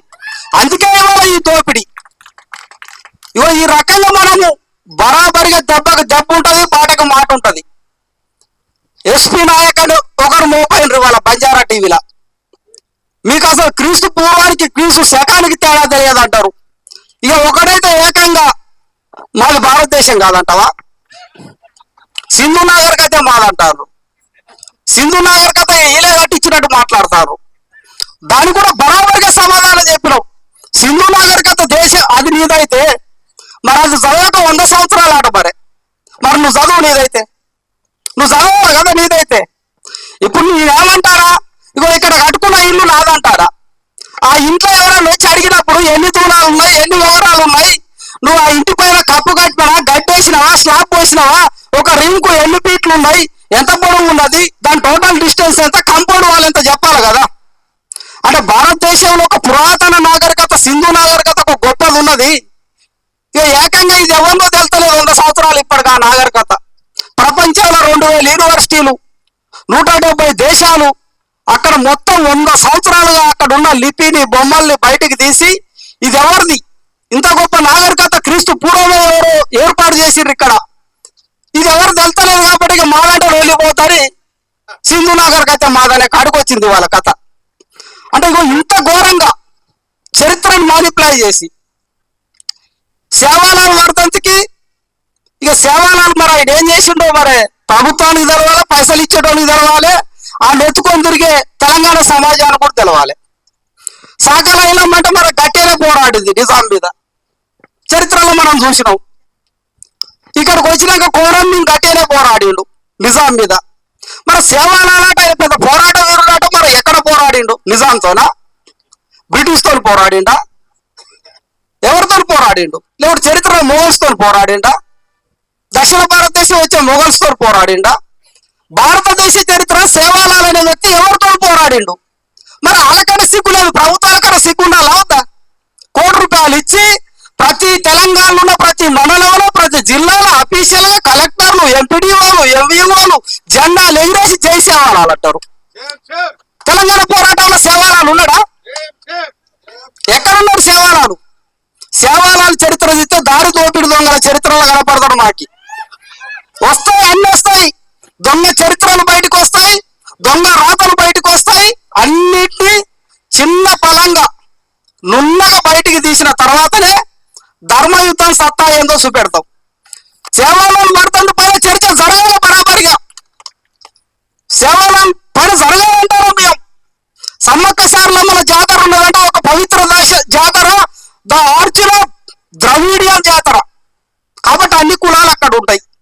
మొక్కుతానం సంతోషం, కొమరం భీం అంటే మొక్కుతానం సంతోషం. సేవాలాల్ చరిత్ర పైన తెలంగాణ మైదాన ప్రాంతంలో చరిత్ర జరగాలి, చర్చ జరగకుండా అందరు పోతారు. ఇక సాగల ఐలమ్మ పోతుంది, బీసీ కులాలలో పోతారు, అందరు పోయి చివరికి ఏమవుతారంటే అందరికి దేవుడు ఏమంటే సేవాలాల్ అనే కాడికి వస్తుంది కథ. ఇవన్నిటిపైన చర్చ జరగాలి, కొత్త కొత్త చరిత్ర. ఈ మధ్యలో ఇంకో కొత్త దుకాణం మొదలైంది, అతిరామ్ బాపూజీ ఆట. మరి ఈయన ఎక్కడి నుంచి వచ్చిండు? చాలా దారుణంగా అవుతుంది చరిత్ర అనేది. చరిత్ర అనేది ఇవాళ చరిత్ర పరంగా ఇంకో పరంగా మొత్తంగా కూడా ఇవాళ ఈ తెలంగాణకి లేని దాన్ని వాళ్ళు అంటిస్తాను, దుల్లుడితో అంటించినట్టు అంటిస్తే వీళ్ళు అనుకుంటారు కదా ఇది ఆదివాసులకు లంబడోళ్ళకు మధ్య పంచాలు అనుకుంటారు. అసలు కథ ఏంటంటే తెలంగాణ మైదాన ప్రాంతానికి సంబంధించిన చరిత్రని, సంస్కృతిని, భాషని అన్నింటినీ ధ్వంసం చేసే విధంగా ఇవాళ వలస లంబాడీలో పోగొట్టున్నదనే దాన్ని ఇవాళ బరాబరిగా గుర్తించాలనే మనం ప్రతిపాదన పెట్టినాం. ఒక మార్పు మొదలైంది. మన బోడ రాజు అనే వ్యక్తి ఒకైనా మాట్లాడిండు, ధైర్యం చేస్తలేరు. తెలంగాణలో ఉన్న బీసీలు, ఎస్సీలు, ఓసీలు తెలంగాణ మైదాన ప్రాంతం లంబాడీల మీద మాట్లాడడానికి ధైర్యం చేస్తలేరు. మొన్న ఒక బోడరాజు అనే వ్యక్తి మాట్లాడిండు, బరాబరిగా మీరు రాజస్థాన్ పోయేదాకా తరిమి కొడతాం బిడ్డ అన్నడా లేదా? అదే మాట్లాడాలి ఇవాళ. తెలంగాణ మైదాన సమాజం కూడా మనం ఎందుకు బాధ్యులు చేస్తామంటే నీకు కూడా నష్టం ఉన్నదని మనం బాధ్యులు చేస్తాను, నువ్వు కూడా నష్టపోతావని మనం బాధ్యులు చేస్తాను. మమ్మల్ని ఎంత రిజర్వేషన్లలో దోపిడీ చేయాలో అంత రిజర్వేషన్లలో మమ్మల్ని దోపిడీ చేసిండ్రు. కాబట్టి బరాబరిగా మీరు కూడా మాట్లాడి ఆ వలసల్ని నిరోధించకుంటే నేను అన్నదే నిజం అవుతుంది. నేను మళ్ళీ అదే రిపీట్ చేస్తానా. ఒక తల్లి ఇప్పుడున్న జీవన పరిణామంలో 2 బిడ్డలే కంటది. ఒక 50 సంవత్సరాల ముందు ఒక తల్లి 10 నుంచి 15 మందికి జననివ్వగలిగే పరిపుష్టి ఆహారం అందింది. అయినప్పటికీ లంబాడీల జనాభా ఎట్లా పెరిగిందంటాను, ఆ వలసల్ని గుర్తించమంటాను.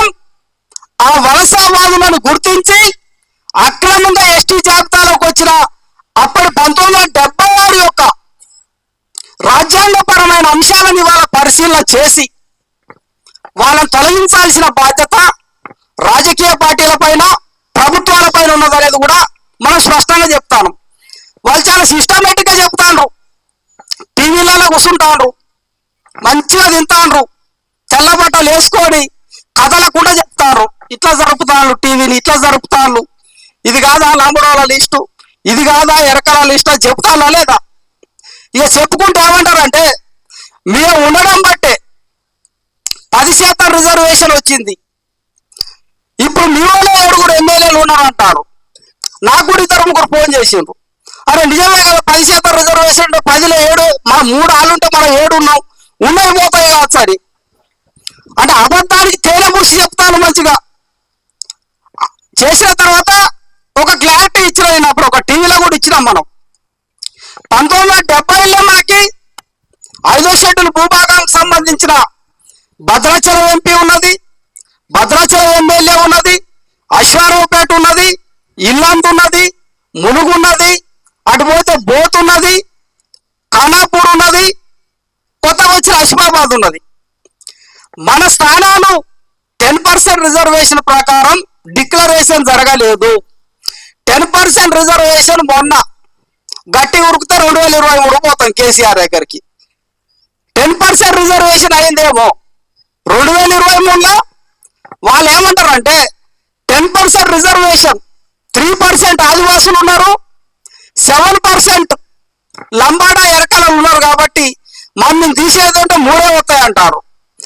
అరే బాడకమ్మ ఎప్పుడు వచ్చినాయంటే 2023 10% రిజర్వేషన్ వస్తే రిజర్వేషన్ తో సంబంధం లేకుండా 5th షెడ్యూల్ భూభాగానికి అనుగుణంగా మాకు 1970లో మొదటిసారి ఎస్సీ ఎస్టీలకు స్థానాలు వచ్చినప్పుడే ఈ ఎమ్మెల్యే స్థానాలు ఉన్నాయి.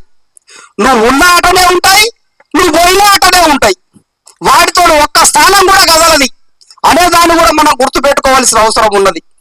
ఇవాళ రాజకీయంగా మనల్ని బదనం చేసే కార్యక్రమాలు చేస్తారు. ఇవాళ వాళ్ళు వచ్చిన తర్వాతనే మహబూబాద్కి ఎంపీ పోయింది, భద్రాచలం ఎంపీ ఉన్నది ఎక్కడ పోయింది, మహబూబాద్కి ఎంపీ పోయింది. వాళ్ళ జనాభా డోర్నకల్లా పెరిగిన తర్వాత ట్రైన్ రూట్ కదా, ట్రైన్ రూట్ డోర్నకల్కి వచ్చిన తర్వాత డోర్నకల్లా ఎమ్మెల్యే స్థానం వచ్చింది, మహబూబాద్ ఎమ్మెల్యే స్థానం వచ్చింది, వైరా ఎమ్మెల్యే స్థానం వచ్చింది, దేవరకొండ ఎమ్మెల్యే స్థానం వచ్చింది. లంబాడీల వలస వాళ్ళు ఇప్పుడు ఆదివాసుల ఎమ్మెల్యే స్థానాలు పోయినాయా, తెలంగాణ మైదాన ప్రాంతం అయిపోయినాయా? తెలంగాణ మైదాన ప్రాంతం అయిపోయినాయి కదా. పోయినప్పుడు మరి లంబాడీల వల్ల భవిష్యత్తులో ఎవరికి ప్రమాదం?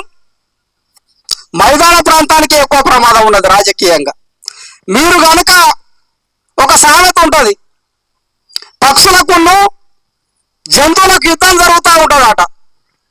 జరిగేటప్పుడు గబ్బిలం అనే పక్షికి రెండు ఉంటాయి, 2 లక్షణాలు ఉంటాయి గబ్బిలానికి. జంతువులాగా ఉంటుంది, పక్షిలాగా ఉంటుంది. పక్షులు వచ్చి ఏమంటాయంటే జంతువులతో యుద్ధం చేయాలి, మా బలం సరిపోతలేదు, నువ్వు వచ్చి మాతో గలువు అంటే నేను పక్షిని కాదు నేను జంతువులు అంటదట. తర్వాత జంతువులు వస్తాయి మళ్ళా. సేమ్ పార్టీస్ ఉన్నప్పుడు యుద్ధానికి విలువాలి కదా. సుందరరామకృష్ణ సార్ పిలిచినప్పుడు వీరభద్రరావు అంటే సాయి తమ్ముని అరుణ్ పిలిచినప్పుడు విలువాలి కదా. అప్పుడు ఏమంటదంటే నాకు జంతువు లక్షణాలు ఉన్నాయి కానీ నేను మీతో పాటు రాను యుద్ధంలోకి అని అంటదట. అది మంచిగా ఏం చేస్తుంది, ఒకటే ఉంటుంది, కొద్ది రోజులు పక్షులు జంతువులు మంచిగా కొట్టుకుంటాయి. ఇక 4 రోజుల తర్వాత చర్చలు పెట్టుకుని అంటే అన్ని కలిసిపోతాయి. మంచిగా కలిసిపోయి మనం తన్నుకుడు కరెక్ట్ కాదు, ఈ అడవిలో నువ్వు పైన తింటావు నేను కింద తింటా, నీకు నాకు ఏ పంచాయతీ లేదు, అడవిలో అందరూ కలిసి బతుకుదాం అంటాం. ఈ 2 కలిసిన తర్వాత గబ్బిలం వస్తుంది ఇటుకి, నేను మీతో ఉంటా అని. ఇటు పక్షులు పిలితే రావాయే, జంతువులు పిలితే రావాయే. ఈ 2 కలిపికి ఎదుగుతా పోయి ఇప్పుడు ఎక్కడ ఉంటుంది గబ్బిలం? నౌ స్టిల్ ఎక్కడ ఉంటుంది గబ్బిలం? రాత్రి పూట చెట్టుకెళ్ళని పడుతుంది, పగల పూట గృహాల్లో ఉంటుంది. బయటికి వెళ్తే పక్షులకి ఎదుగుతాయి, జంతువులకి ఎదుగుతాయి. తెలంగాణ సమాజం కూడా బరాబరిగా తెలుసుకోవాలి. వలస వచ్చిన లంబాడీల వైపు ఉంటారా, స్థానికంగా ఉన్న ఆదివాసుల వైపు ఉంటారా? స్థానికంగా ఉన్న ఆదివాసుల వైపు ఉంటారా? నష్టపోతున్న ఆదివాసుల వైపు ఉంటారా? గోసపడుతున్న ఆదివాసుల వైపు ఉంటారా? 50 సంవత్సరాలుగా విద్య అందక, ఉద్యోగం అందక, ఉపాధి అందక ఐటీడీఏల రక్తం అయినట్టు తాగుతారు. ఇవాళ జనిగల రక్తం నాకు తేరుపడుతుందా? జనిగ కాలం వైపు రక్తం నాకు తేరుపడుతుందా? అవి అట్లా రక్తం తాగినట్టు ఇవాళ మా రిజర్వేషన్లను మొత్తం దోసుకపోవడంతో మా పిల్లలంతా నిరుద్యోగుల ఇల్లు. ఉద్యోగాలు రాక గోసపడతారు. ఇగో వీళ్ళ పక్షాన తెలంగాణ సమాజం ఉంటుందా అని వాళ్ళు తెలుసుకోవాల్సిన అవసరం ఉన్నది. ఒకవేళ కనుక తెలుసుకోలేని పక్షాన ఏం చేస్తామో భద్రాచలం డిక్లరేషన్ ఇచ్చింది. కొంతమంది ఏం మాట్లాడిండ్రు, మోడీ ఎంసీ లాంటి వాళ్ళు ఈ తెలంగాణతో ఏం వెళ్ళారు, ఆయన సపరేట్ రాష్ట్రం ఆడుతూ ఓడిచిపోదా? నీ రాష్ట్రానికి నా రిజర్వేషన్లు ఇయ్యది, నీ రాష్ట్రం దొంగ ఎస్టీని ఎస్టీ అంటది, నీ రాష్ట్ర ప్రజలంతా ఎవరు అనుకుంటారు? లంబాడీలు అనుకుంటారు. మరి ఉన్నప్పుడు ఆర్టికల్ 3 చాలా సిస్టమేటిక్ గా ఇంగ్లీష్ వర్డ్ రాసి ఉంటది. ఆర్టికల్ 3 ప్రకారం తెలంగాణ ఏర్పడదని ఉంటుందా? ఒకసారి పార్లమెంట్ బిల్లు చదువుదామా? పార్లమెంట్ లో తెలంగాణ రాష్ట్రం ఏర్పడేటప్పుడు ఒక బిల్లును ప్రవేశపెడతారు కదా, ఆ బిల్లును ఒకసారి స్టడీ చేద్దామా ఇంగ్లీష్ దాని తెలుగులకి? చాలా సిస్టమేటిక్ గా ఇండియన్ టెరిటోరియల్ లో తెలంగాణ అనే ఒక కొత్త రాష్ట్రం ఏర్పడబోతోంది. ఆ రాష్ట్రం అనేది గోండ్వానా భూభాగాన్ని డివైడ్ చేసుకుంటూ ఒక కొత్త రాష్ట్రంగా ఏర్పడబోతోంది. కాబట్టి గోండ్వానా యొక్క అనుమతి ఉండాలనేది పార్లమెంట్ యొక్క ఉద్దేశం. అంటే నీ రాష్ట్ర పునాది కూడా చరిత్రలో నా గోండ్వానా అనే ఒక అగ్రిమెంట్ మీద ఏర్పడ్డ రాష్ట్రమే కదా. మరి నువ్వు నా పక్షాన ఉండనప్పుడు మరి నేనే పక్షాన ఉండాలి, నా భూభాగ పక్షాన ఉండాలి కదా. కాబట్టి చాలా కాంట్రవర్సీస్ ఉంటాయి భవిష్యత్తులో. మేము కనుక ఆ డిమాండ్లు తీసుకురాగలిగేది ఉంటే తెలంగాణ జియోగ్రాఫికల్ స్ట్రక్చరే మారుతుంది. మాకి గనక అన్యాయం జరిగేది ఉంటే మా డిమాండ్ పట్ల ఇవాళ మాట్లాడతాను. పిరికనంత మందిలో ఏం చేస్తారని, పిరికేనంత మందిలోను ఏం చేస్తారని మాట్లాడతారు కదా. పిరికేడంత మందిలోనికి తెలుసు, పిరికేడంత మందిలోనికి వేట ఎట్లా చేయాలో తెలుసు. 100 కనుసుల గుంపు పోతా అంటే ఒక్కటే ఒక బాణంతో ఒక జంతువును కొడతాడు. ఎక్కడ కొడతాడు? కరెక్ట్ గుండెకాయ కొడతాడు. ఇక అది సప్పుమంటది, కింద పడుతుంది. ఇక పోయి ఎత్తుకొని వచ్చి దాన్ని పోసి పోగులు వేసుకుంటే అంటే ఒక ఒక సులభ ఉన్న ఆదివాసికే నువ్వు పిరకడంత మంది ఉన్న సవాలు ఇస్తానవా? కాబట్టి ఎక్కడ కూడా చరిత్రను బరాబరిగా చదివినాం, యుద్ధ వ్యూహాలు బరాబరిగా చదివినాం. మాకు రాబోయే నిర్బంధం ఎట్లుండదో కూడా మేము ఆల్రెడీ సిద్ధపడిపోయి ఉన్నాం. రామకృష్ణ సార్ మేము రాత్రి చాలా డిస్కషన్ చేస్తాం. ఉద్యమాలు ఎట్లుంటాయి, భవిష్యత్తు ఎట్లుంటది, కుట్రలు ఎట్లుంటాయి, కొమరం భీం చంపినట్టు కుర్దు పటేల్ పక్కెమటి ఎట్లుంటాడు, సోయం గంగుల్ని చంపింది ఎవరో కదా, వాళ్ళు ఎవరే చంపింది చరిత్రలో ఎట్లా ఉంటాయి, శత్రువు ఎట్లా కొంటాడు, పోరాటాలు ఎందుకు ఓడిపోయాయి, బిర్సా ముండా పోరాటం ఎందుకు ఓడిపోయింది, ప్రతి పోరాటానికి క్షుణ్ణంగా చదివి ఆట మొదలు పెట్టాం. కాబట్టి మాకు ఒక అంచనా ఉన్నది. అందులో మేము ఏ నిర్బంధం తట్టుకోవాలో మాకు అంచనా ఉన్నది. నువ్వు ఈడ కాకుండా అండామా చేయలే, నినాదం మాత్రం లంబాడీల తొలగింపే, బరాబరిగా లంబాడీల తొలగింపే. అక్కడ ఎవరు నిలబడ్డా ఏం చేసినా వాడు కుట్ర చేసినా కానీ పోరాటం అనేది మాత్రం పదులెక్కుతూనే ఉంటది, ఎరుపెక్కుతూనే ఉంటది. ఎక్కడ కూడా కాంప్రమైజ్ క్వాలిటీస్ లేవు. కొన్ని రకాల విమర్శలు వస్తాయి. సుందర రామకృష్ణ ఎంపీ అవుతాడు, యాంజల్ అవుతాడు. నేను 2 సార్లు ఎంపీ పోటీ చేసిన. మహబూబాబాద్ ఎంపీ కాన్స్టిట్యున్సీలో ఇక అయోధ్య రావణ్ ఉన్నాడు చెప్పాలి. మహబూబాబాద్ ఎంపీ కాన్స్టిట్యున్సీలో 16,20,000 ఓట్లు ఉంటాయి. 16,20,000 ఓట్లలో లంబాడీల ఓట్లు 3.5 నుంచి 4 లక్షలు ఉంటాయి. కోయాల ఓట్లు ఎన్ని ఉంటాయో చెప్పాలా? 2,70,000 ఓట్లు కోయాలవి ఉంటాయి. యాదవుల ఓట్లు 3,56,000 ఉంటాయి. మాదిగల ఓట్లు 1,75,000 ఉంటాయి.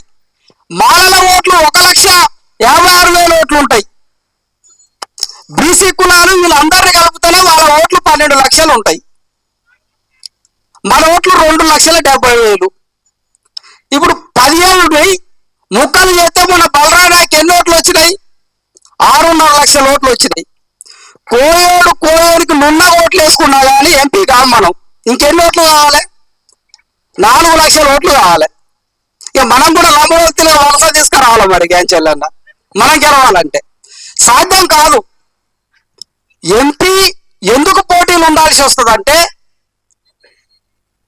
ఉద్యమాన్ని బతికించుకోవడానికి. లంబాడీలకు మేము వ్యతిరేకం అనడానికి, ఓడిపోతామని తెలిసినా కానీ యుద్ధం చేసిన ఎంపీ ఎన్నికలు మహబూబాద్ గుర్తుపెట్టుకోండి. ఓడిపోతామని తెలిసినా కానీ ఇగో ఈ డిమాండ్ను బతికించుకోవడానికి పోటీలు ఉండడు, అంతే తప్ప గెలవడానికి కాదు. నీకు నాన్ ట్రైబల్స్ ఓట్లు వేస్తారా? 11 లక్షల ఓట్లు నాన్ ట్రైబల్స్ ఉన్నాయి, మనకేస్తారా?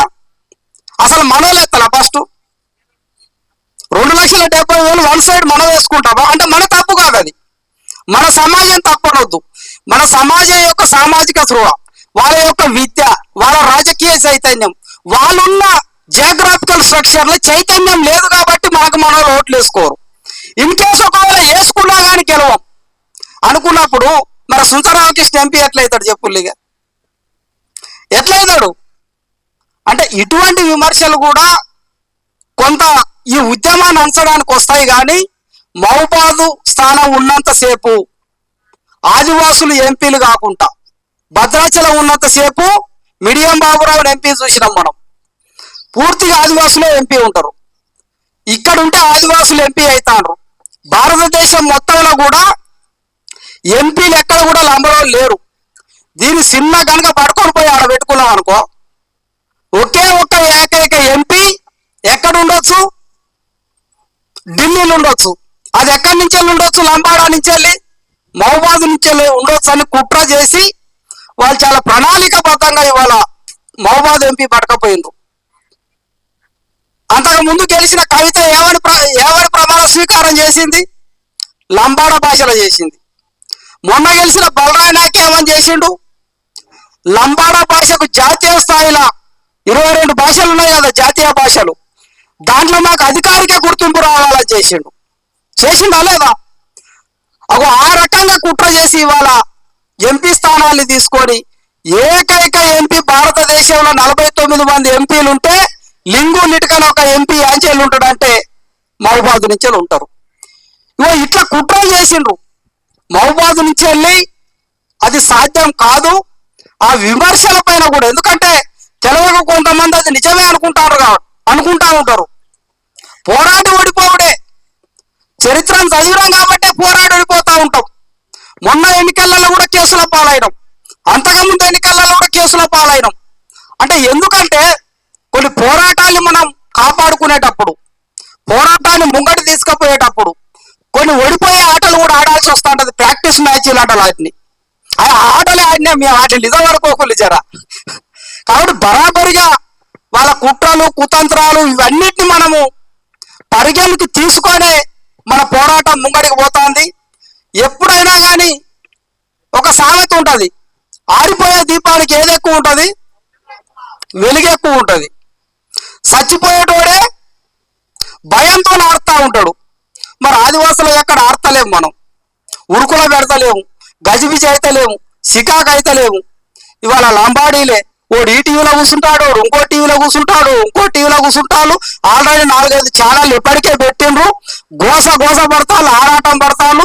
అందరూ ఒక్కరి దగ్గరకు అవుతాళ్ళంటే సింటమ్స్ ఏమిస్తానా? ఇప్పుడు ఇంతకుముందు మబ్బు వస్తుందంటే వర్షం వస్తుందని తెలిసింది.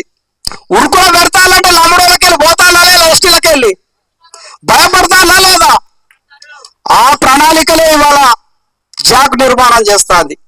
ఖచ్చితంగా కూడా మిత్రులారా, ఎవ్వరు కూడా ఇక్కడ స్వార్థంతో ఉద్యమం చేసేవారు లేరు, త్యాగం చేసే వాళ్ళే ఉన్నారు. ఎక్కడ కూడా భయపడే పరిస్థితి లేదు. అరుణ్ కుమార్ నువ్వు ఒక్కడికి తిరగకు, లంబడోలతో థ్రెట్ ఉన్నది. భయపడతావా? లంబడోలతో థ్రెట్ ఉన్నదని ఒకళ్ళ వచ్చుడు పని చేస్తామా? బరాబర్గా నిలబడతాం. అది ఏ పోరాటమైనా తన్నుకుండాను కూడా చెప్పినా కదా. ఆ పరిస్థితి వచ్చేది ఉంటే ఒళ్ళు చింతపండు చేసి మనిషి అక్కడనే గుజ్జి వస్తాం తప్ప ఎక్కడ కూడా భయపడం. అదే కమిట్మెంట్తో ఉన్నాం మేము కూడా. ఎక్కడ కూడా తగ్గేది లేదు, వెనకకు పోయేది లేదు. ఉద్యమ కార్యాచరణ విషయంలో జాకు కొన్ని డిక్లరేషన్స్ ఇస్తుంది, కొన్ని రాణి సంఘాలు కూడా మనం కలుపుకుంటాం. ఇవాళ ఆదిలాబాద్ లో కూడా మొన్న మేడారానికి సంబంధించిన కొత్త గుడి నిర్మాణంలో కోయల మూలాలు ఉండాలనే దానిపైన మన జాక్సివేరైన గుడి, అది బండారాల గుడే కదా సమ్మక్క అంటే. ఆ కొత్తగా వచ్చిన దాంట్లో మన కోయలకు సంబంధించిన మూలాలను 3-7 కోట్లు. తమ్ముడు చెప్పిండు ఇంత ముందు సంస్కృతి మీద విద్యార్థి నేత. 3-7 కోట్లకు సంబంధించిన బొమ్మలు 2750 బొమ్మల్ని ఇవాళ మనం మేడారం గద్దెల పైన నిలవబోతాం. అదొక చరిత్ర కాబోతుంది. దానికి మన గౌరవ మంత్రివర్యులు సీతక్క గారు కూడా మంత్రిగా ఉండు. సేమ్ టైం సీతక్క కూడా రాయబండారి వంశమే. సార్ కూడా మాట్లాడిండు మొన్న పోయి ఎట్లా ఏంది అనేది. వీళ్ళంతా అక్కడ కూడా గొట్టు గోత్రాలకు సంబంధించి, మన చరిత్రకు సంబంధించి, పడిగ బొమ్మలకు సంబంధించి, మన మూలాలకు సంబంధించి, అరే ఆదివాసులు అంటే గోసిగుడ్డలు కట్టుకునేటోడు కాదురా నాయన. ఆదివాసులు అంటే పారేడు గట్టు వంశంలో రావణాసురు నీకు టెక్నాలజీ స్టార్ట్ కాకముందే విమానాల మీద తిరిగిండని చెప్తుంది. అటువంటి చరిత్రని రాయబండారావు చక్రం కనుగొనకనే ఇవాళ సివిలైజేషన్ మొదలైందనే చరిత్రను ప్రతి దాన్ని ఒక సైంటిఫిక్ పద్ధతిలో 2750 కోయల యొక్క పూర్వ చారిత్రక మూలాలు విత్ ఆధారాలతో సహా ఇవాళ మనం మేడారం దగ్గర ఒక చరిత్రగా నిలపబోతాను. దానికి ఇవాళ ఒక 1000 సంవత్సరాలు అది హిందూ మతం వచ్చినా, బుద్ధిజం వచ్చినా, జైనిజం వచ్చినా, క్రైస్తవం వచ్చినా నేల నుంచి కిందికి ముక్కు రాకినా కానీ మేడారం గుడి అనేది కోయల్ది అయితే తప్ప పక్కుంది కాదనే పద్ధతిలో ఇవాళ మనము ఆ గుడిని నిర్మించబోతాను. దానికి కూడా మనకు ప్రభుత్వం నుంచి అటువంటి విల్లింగ్ ఉన్నది, సపోర్ట్ ఉన్నది. దాన్ని చేస్తాను వాటి కొంత సార్ కుడుపు సంఖ్య కొద్దిగంత తక్కువ కనపడతా ఉంటా. బరాబరిగా ఒక 4-5 రోజులలో అది పూర్తి అవుతుంది. ఖచ్చితంగా కూడా ఈ ఉద్యమాన్ని 24 గంటల ఉద్యమంగా వాడతాం. 24 గంటల ఉద్యమాలు ఆల్రెడీ సుందరరామకృష్ణ సార్ మార్చిండిగా. ఆయన 24 గంటలు బయటనే ఉంటాడు. మేము కూడా అదే గూడెలో దీన్ని అక్కడనే పడుకొని గూడెల్ని చైతన్యం చేసి అది రాస్తారోకోలు, ధర్నాలు, ర్యాలీలు, శాంతియుత పద్ధతులలో మన యొక్క పోరాటాన్ని 24 గంటలు ఎట్లా తీసుకుపోవాలి, బయట సమాజాన్ని కూడా ఎట్లా ఇరుకుల పడేయాలి, జరిగే అన్యాయాన్ని ఎట్లా మనం చూడాలి, కాన్స్టిట్యూషన్ లో సుప్రీంకోర్టుకు సంబంధించిన ఆ డాక్యుమెంటేషన్ కమిటీకి మనం ఎటువంటిది అందియాలి, పొలిటికల్ గా వచ్చే వాటి మనం ఎట్లా డిపెండ్ చేయాలి, పొలిటికల్ లాబింగ్ ఎట్లా చేపియాలి, ఏ ఒక్క కోణం వదిలిపెట్టకుండా బండి చక్రం తిరగాలంటే 24 ఉండాలట. ఇరుసులేనా ఆకులు 24 ఉంటాయి. అందుకే బండారా జాక్ చైర్మన్ అయ్యిండు. బ్యాలెన్స్ ఉండాలి కదా, వాళ్ళు ఒకటి తక్కువేలా కానీ తేడా వస్తుంది. కాబట్టి అన్ని కోణాలు బరాబరిగా మన వేల్పులు సమ్మక్క సార్లమ్మ తల్లి కూడా మన వెనుకున్నాయి. ఈ పోరాటంలో దయచేసి విద్యార్థులు సోషల్ మీడియాని, ఇన్స్టాగ్రామ్, ఎఫ్బి కానీ మిగతా ఏమున్నా కానీ చిన్న ఇష్యూను కూడా స్టేటస్ రూపంలో పంపాలి. మేము ఒకటి జాకు నుంచి ఒక స్ట్రక్చర్ ఇస్తాం. ఇవాళ వాళ్ళు ఏమంటారు అంటే తెలంగాణలో మేము అసలు వలసే రాలేదంటారు. సంజీవ్ నాయక్ మాట్లాడతాను ఇవాళ ఫస్ట్ కోయలు తిన్నలాట, తర్వాత గోండోలు తిన్నాడు, లాస్ట్కు లమరోలు తిన్నలాట. అగో ఈ సంజీవ్ నాయక్ మాట్లాడేది ఎట్లున్నదంటే ఆ పద్ధతిలో ఉన్నది. మేము వలసే రాలేదు, మేము స్థానికులమే అంటాడు. దానికి ఎవిడెన్స్ రావాలంటే ఏనుకూరులో సుధీర్ అన్న లాంటి వాళ్ళు పనిచేయాలి.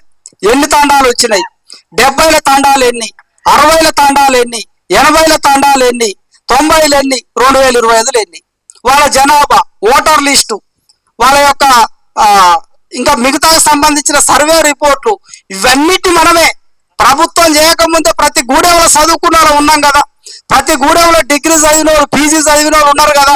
వాళ్ళే ఆ గూడెంలో ఒక రీసెర్చ్ స్కాలర్ గా మారి అక్కడ దాదాను అడుగుతూ చెప్తాడు, ఈ తండా ఎప్పుడు వచ్చింది అంటే సంవత్సరంతో సహా చెప్తాడు. ఆ తండాలున్న లంబాడ ముసలోడు వచ్చి కోయదోరాని దండం పెడతా, జొన్నలు పెట్టు జర ఆకలి అవుతుందంటే జొన్నలు పెట్టిన సంఘటన చెప్తాడు. జొన్నలు తిన్న తర్వాత ఆ జొన్న సేని ఎట్లా కబ్జా చేసిందో కూడా చెప్తారు, బరాబరా చెప్తారు. ఫస్ట్ అయ్యా దొర అని కొట్టించిన లంబాడ ఇవాళ ఆ కోయదొర మూలాన్ని సిదివేసి లంబడోడు ఎట్లా దొరైండో కూడా చెప్తాడు. ఇవన్నిటి కూడా ఒక సైంటిఫిక్ పద్ధతిలో, ఒక రీసెర్చ్ మెథడ్లో, మీ యొక్క క్వశ్చనరీ లాగా ఇవన్నీ మా జాకు నుంచి మేము అన్ని గ్రామాలకు వాట్సాప్ లో పంపినప్పుడు దాన్ని ప్రింట్ తీసుకొని డీటెయిల్స్ ఫిల్ చేసి పలానా తండా ఈ ఆగబోయిన గుడెం ఉండే, ఈ ఆగబోయిన గుడెంకు 2 కుటుంబాలు వచ్చినాయి ఎడ్ల బండి కట్టుకొని. అక్కడ కొసకుంటే అప్పుడు ఏమంటాడు, గూడెం పెద్ద మనిషి ఉంటాడు కదా దొరపటేలు, అరే ఈడోడు వచ్చిన రాడు మనకు ఒక మంచి బుద్ధి ఉన్నది, ఆకలి అయితే అన్నం పెట్టే బుద్ధి ఉన్నది, సోటు లేకుండా సోటు చూపెట్టే బుద్ధి ఉన్నది, వాడు మళ్ళీ తిరిగి మన గొంతు కోసే బుద్ధి ఆనుకున్నది. ఇవన్నిటి మనం చెప్పాలి, సైంటిఫిక్ గా మనం చెప్పాలి కదా. అప్పుడు ఏమవుతుంది, వాడు జొన్నలు తీసుకొని ఉన్న తర్వాత ఓ గుంట భూమి అడుగుతాడు, గుంట పోయి 10 అవుతుంది, ఆయనకున్న తెలియకి ఇవాళ 20 ఎకరాలు కట్టి మనది గుడిసే ఉన్నది, ఆ లాభరోజు మాత్రం అద్దాల మేడ అవుతుంది. ఇవన్నిటి సిస్టమేటిక్ గా ఎక్కడెక్కడ ఎట్లా జరిగింది, ఎంత వలస ఏ ఇయర్లో వచ్చింది అనేది కూడా జాక్ ఒక ప్రపారం ఇస్తుంది. నింపి కనుక పంపేది ఉంటే మనమే ఒక కమిషన్ రిపోర్ట్ లాగా తయారు చేసి ఈ వలసవాదులు మళ్ళా తరిమి కొట్టేదాకా మన పోరాటం ఉంటది. ఇవాళ గుర్తుపెట్టుకోని మిత్రులారా, వాడు 60 లక్షలు ఉన్నా, వానికి ఆడ పైసలు ఉన్నా, వాడు 60 ఎమ్మెల్యే స్థానాలు ఉన్నా, రాజకీయాల్ని తలకిందులు చేసిన మనం ఎందుకు గెలుస్తామంటే తెలంగాణ రావడానికి కూడా 60 సంవత్సరాలు పట్టింది. తెలంగాణలో కూడా ఆంధ్ర ఉంది పెద్ద బలం కాదా, ఢిల్లీ బలం, పైసల బలం, ఎమ్మెల్యే స్థానాలు వాళ్ళే ఎక్కువ, మంత్రులు వాళ్ళే. రాజశేఖర్ రెడ్డి, చంద్రబాబు నాయుడు ఉదండుల్ని మెడలు వంచి పాతాళానికి దొక్కి వాళ్ళ తెలంగాణ రాష్ట్రాన్ని సాధించుకోలేదా? తెలంగాణ మనం సాధించుకోలేమా హక్కుని? 200 సంవత్సరాలు జరిగింది స్వతంత్ర పోరాటం, ఎన్నో పోరాటాలు, ఎన్నో త్యాగాలు, ఎంతో మంది చచ్చిపోయినరు. 200 సంవత్సరాల తర్వాతనైనా కానీ అనివార్యంగా గెలిచింది న్యాయమే కదా. మరి ఇప్పుడు లంబాడీల విషయంలో మనం ఎందుకు గెలవం? ఇంకా పైనుంచి మనం పోరాటంలో ఆగుతావా? కొద్దిగా ఓపిక పడతాను కానీ ఇంకా పదులు పెట్టేది ఉంటే ఆగాం కదా. ఎక్కడ పెట్టాలి, ఎక్కడ ఏం చేయాలి, ప్రతి ప్రణాళికలు, ప్రతి వ్యూహ రచనలు అన్నీ కూడా నిర్మాణం అవుతాయి. భద్రాచలం తర్వాత కూడా ఒక చిన్నది ఉన్నది, కొంచెం విరామం ఉన్నదంటే భద్రాచలం తర్వాత బతుకమ్మ పండుగ వచ్చే, సద్దులు వచ్చే, దసరా చేసుకున్నాను, ఎలక్షన్ కోడ్ వచ్చింది ఎంబటే. అరే ఎలక్షన్ కోడ్ ఉన్నప్పుడు మరి మూమెంట్ జరగొద్దు కదా. మరి ఏం చేద్దాం, ఎలక్షన్ కోడ్ అంటే రాత్రి తిరిగి మరి కమిటీలన్నీ వేద్దామని చెప్పినాం. ఈ లోపల మళ్ళీ ఏమైపోయిందంటే రిజర్వేషన్ల పంచాయతీలో ఎలక్షన్లు బంద్ అవుతూని మళ్ళా కార్యాచరణ మొదలైంది. ఎక్కడ కూడా మన సైలెన్స్ ఉన్నంత మాత్రాన ఉద్యమం ఆగిపోయినట్టు కాదు. బరాబరిగా సైలెన్స్ గా కూర్చొని చూస్తామంటే కరకెక్కిస్తానన్నట్టే బాణానికి. అట్లనే అనుకొని మనం ఉండాలి. ఇప్పటి నుంచి అయితే కంపల్సరిగా ఉద్యమ ప్రణాళిక నిత్యం కొనసాగుతుంది. మానుకోట మార్చి వాళ్ళది లంబాడ గడ్డ. ఇవాళ చూసినాం కదా, ఖమ్మంలో పర్మిషన్ ఏందని నువ్వేంద్రపై ఇచ్చేదని కూర్చున్నాడా లేదా రోడ్డు మీద? ఎక్కడ కూడా కాంప్రమైజ్ కాడు, అయ్యే పరిస్థితి లేదు. రేపు పొద్దుగాల మానుకోటలో కూడా అదే జరుగుతుంది, ఆదిలాబాద్ లో అదే జరుగుతుంది. ఎక్కడైనా కానీ ఈ ఉద్యమాన్ని మొత్తం ర్యాపిడ్ చేసి, వేడి చేసి, ఇనుములు వంచినట్టు ప్రభుత్వాలు ఉంచి బరాబరిగా హక్కును సాధించే దిశగా మన పోరాటాలు ఉంటాయి. కాబట్టి ఈ యొక్క బహిరంగ సదస్సు కార్యక్రమానికి విచ్చేసినటువంటి విద్యార్థులు, మహిళలందరికీ మరొకసారి ఉద్యమ వందనాలు తెలియజేసుకుంటూ భవిష్యత్ కార్యాచరణని చైర్మన్ గారు డిక్లేర్ చేస్తారని తెలియజేస్తూ ముగిస్తున్నా. తెలంగాణ పోరాటానికి ఒక స్ఫూర్తినిచ్చిన జల్ జంగిల్ జమీన్ పోరాట వీరుడు కొమరం భీం విగ్రహాన్ని ఆదివాసీ సంఘాల ఆధ్వర్యంలో ట్యాంకు బండు పైన పెట్టడం జరిగింది. జయంతిని పురస్కరించుకొని ఇక్కడి నుంచి వెళ్ళి యావత్ సమాజం, ఆదివాసీ సమాజం అంతా డిమాండ్ చేసేది ఒకటే, ఇవాళ రాష్ట్ర ప్రభుత్వం కానీ కేంద్ర ప్రభుత్వం కానీ లంబాడీలు ఎస్టీ జాబితా నుంచి వెళ్ళి తొలగించే అంశం పైన ఇవాళ పునరాలోచన చేయవలసిన అవసరం ఉన్నది. 1976లో రాజ్యాంగానికి వ్యతిరేకంగా అక్రమంగా లంబాడీలు ఈ రోజున ఎస్టీ జాబితాలోకి వచ్చి 50 సంవత్సరాలుగా ఆదివాసీలకు రిజర్వేషన్లను విద్య, ఉద్యోగ, ఉపాధి, రాజకీయ రంగాలలో ఎంత దోసుకోవాలో అంత దోసుకొని వాళ్ళు పూర్తిగా కూడా ఆదివాసీలకు అన్యాయానికి గురి చేసిందనేదే మా ఆదివాసీల ధర్మయుద్ధం. లంబాడీలో ఒక పక్క ఆత్మగౌరవం పేరిట ఇవాళ సభలు పెట్టుకుంటారు. ఇవాళ తెలంగాణ సమాజం కూడా ఈ పోరాటాల్లో ఇవాళ పరిశీలన చేయవలసిన అవసరం ఉన్నది. ఆత్మగౌరవమా ఈ రోజున ఆదివాసీల ధర్మయుద్ధమా అనే దానిపైన కూడా ఇవాళ తెలంగాణ మైదాన ప్రాంత సమాజం తెలుసుకోవాలి. ఎందుకంటే ఇవాళ నేటివ్ ట్రైబల్స్ ఇవాళ ఈ తెలంగాణ గడ్డ మీద పుట్టిన ఆదివాసులం ఏమంటారం, ఇవాళ వలస వచ్చిన వాళ్ళు లంబాడీలు అంటారు. కాబట్టి ఈ పోరాటంలో పూర్తిగా అన్యాయానికి గురైతానం. కాబట్టి తెలంగాణ మైదాన ప్రాంత సమాజాన్ని కూడా లంబాడీల వల్ల ఇవాళ ఆంధ్రలో ఎట్లయితే తెలంగాణ సమాజాన్ని దోసుకున్నారో, గోబ్యాక్ ఆంధ్ర అన్నారు, ఇవాళ లంబాడా గోబ్యాక్ మహారాష్ట్ర, ఇవాళ లంబాడా గోబ్యాక్ ఇవాళ రాజస్థాన్, లంబాడా గోబ్యాక్ కర్ణాటక అనవలసిన బాధ్యత కూడా తెలంగాణ ఉద్యమకారుల పైన, తెలంగాణ రాజకీయ పార్టీల పైన, తెలంగాణ మానవతావాదుల పైన ఉందనేది కూడా తెలియజేస్తున్నాం. ఈ రోజు ఖమ్మం పోరాటాల అడ్డపైన మా కొమరం భీం లాంటి ఒక మంచి యోధుడు, ఇవాళ మా ఆదివాసీ యోధుడు ఇవాళ ఖమ్మం గడ్డ పైన అడుగు పెట్టి ఇవాళ ఆయన జన్మదినాన్ని పురస్కరించుకొని ఆయన విగ్రహావిష్కరణ ట్యాంక్ బండ్ పై జరుపుకోవడం జరిగింది.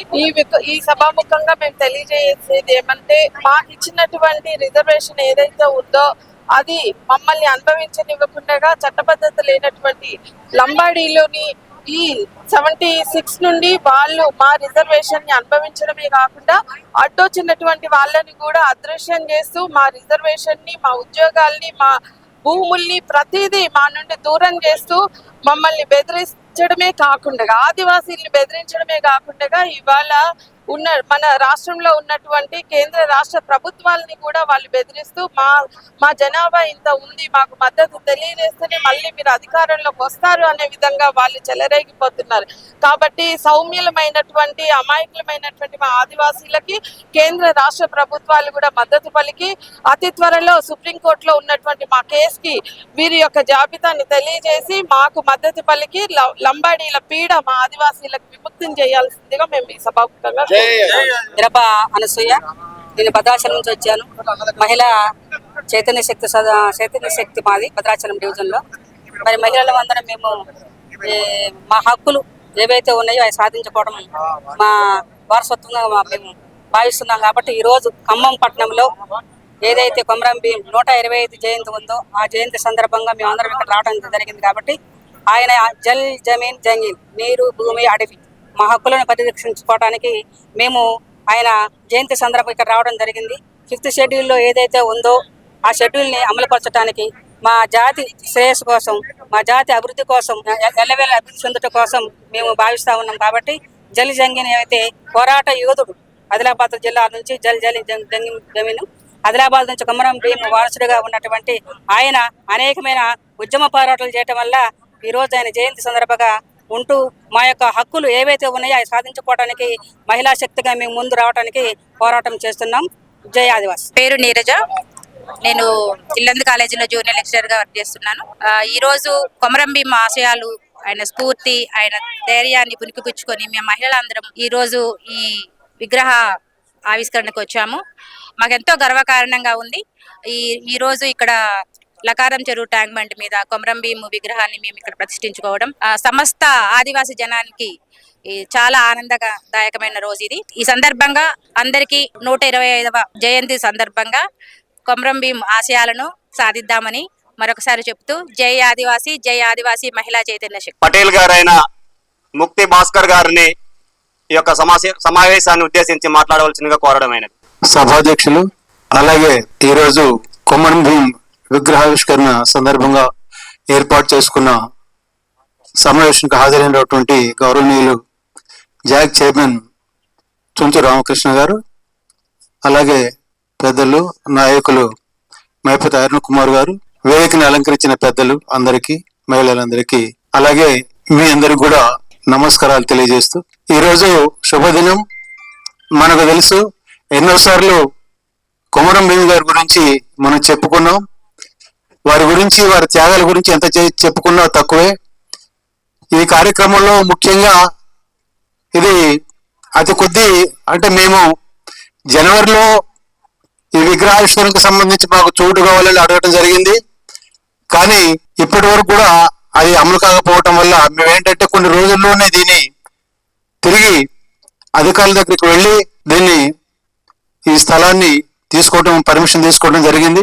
ఈ తక్కువ కాలంలో చాలా మంది ఖమ్మంలో ఉన్నటువంటి ఏడబ్ల్యూసీ కానివ్వండి, ఆధార్ సొసైటీ కానివ్వండి, మహిళా సంఘాలు కానీ విస్తృతంగా తిరిగి మరి చందాలు వసూలు చేశారు, అంటే విరాళాలు.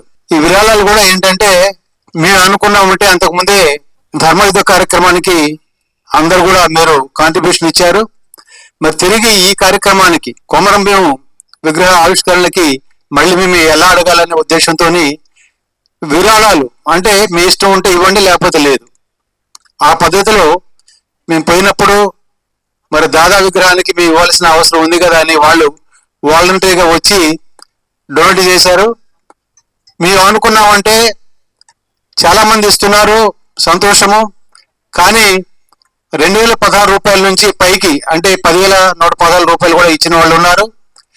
అట్లా మినిమం 2016 నుంచి పైకి ఇచ్చిన వాళ్ళ యొక్క దంపతుల పేర్లు, భార్యాభర్తల పేర్లు శిలాఫలకం మీద చెక్కించి ఈ యొక్క విగ్రహం యొక్క దిమ్మకు 3 పక్కల అతికించాలని, అవి స్థిరస్థాయిగా ఉంటాయనే ఉద్దేశంతో మేము అడగగానే చాలా మంది ఇచ్చారు.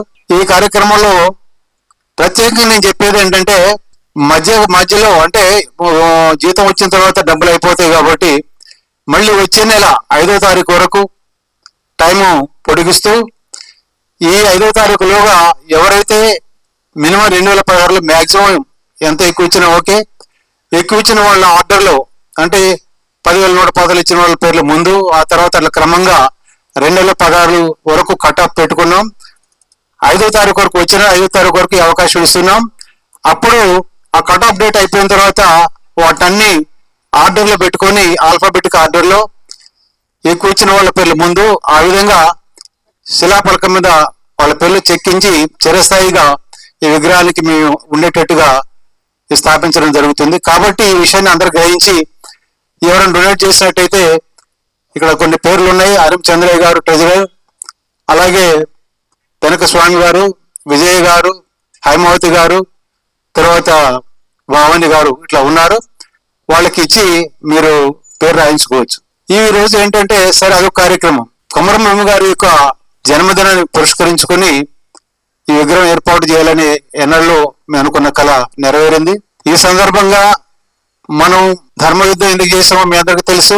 మరి ధర్మయుద్ధం ధర్మంగా జరుగుతున్న క్రమంలో అంతకుముందే మనం సుప్రీంకోర్టులో కేసు వేయటం జరిగింది. ఏంటంటే మరి చట్టబద్ధత లేని అటువంటి లంబడీల్ని తొలగించాలని మనం వేశాం. అది కొనసాగుతా ఉంది. మరి కొనసాగుతున్నప్పుడు మనం ఒక విషయం పరిష్కారం కానప్పుడు కోర్టును ఆశ్రయించినప్పుడు మరి వాళ్ళు కూడా కోర్టును ఆశ్రయించాలి. అది పద్ధతిగా ఉంటుంది. కానీ అనవసరంగా మరి నోరు బారేసుకొని నాయకుల్ని తిట్టడం, రకరకాల అంటం, లేకపోతే ఏమైనా ఒక పదం వాడినప్పుడు అది ఎందుకు వాడారని ఆలోచించకుండా మేము కేసులు పెట్టడం అంటే దాని భావం అర్థం చేసుకుని కూడా దాన్ని వక్రీకరించి కేసులు పెట్టడం ఇలాంటివి జరుగుతూ ఉన్నాయి. కరెక్ట్ కాదు అది. మీకు ఏమన్నా ఉంటే మీరు కోర్టులో తెలుసుకోవచ్చు. మాకేదన్నా సమస్య ఉంటే మేము కోర్టులో తెలుసుకుంటాం తప్ప ఫిజికల్ గా కానీ తర్వాత వ్యక్తిగతంగా కానీ అనటానికి మీకు అధికారం లేదు, మాకు లేదు, మీకు లేదు. సామరస్యంగా మీరు తెలుసుకోండి, మీకు ఏం కావాలో మీరు అడుక్కోండి ప్రభుత్వాలు. అదేవిధంగా మేము కూడా ప్రొసీడ్ అవుతాం. అనవసరంగా ఈ మధ్య మైపతి అరుణ్ కుమార్ గారి మీద ఒక కేసు అంటూ వాట్సాప్ లో వచ్చింది. వారు అన్నది ఏంటి అంటే ఇంతమంది జనాభా ఎలా వచ్చారు ఇక్కడికి, ఇది మామూలుగా మరి జనాభా రేటు ఎలా పెరుగుతుందనే విషయాన్ని ఆయన ఒక ఎగ్జాంపుల్ ఇచ్చారు తప్ప పందులను ఎక్కడ తిట్టినట్టు లేదు. ఎందుకంటే మనం అందరం వెళ్ళాం భద్రాచలం, మనం విన్నాము. పందులతో పోల్చలే వాళ్ళని.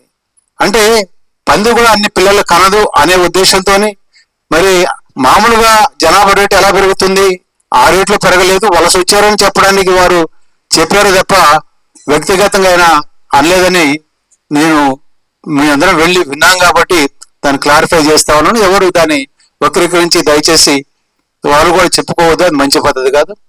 ఈ వర్షం వచ్చేటట్టు ఉంది కాబట్టి ముఖ్యంగా ఈరోజు జాక్ చైర్మన్ గారిని అలాగే మైపతి అరుణ్ కుమార్ గారిని వాళ్ళిద్దరికి ముఖ్యులు కాబట్టి వాళ్ళతో ఏం చెప్తారో విని మనం ఫర్దర్ ప్రణాళిక చేసుకుని ముందుకు వెళ్దామని ఆశిస్తూ ధన్యవాదాలు. జై కొమరం భీమ్, జై ఆదివాసీ, జై జై ఆదివాసీ.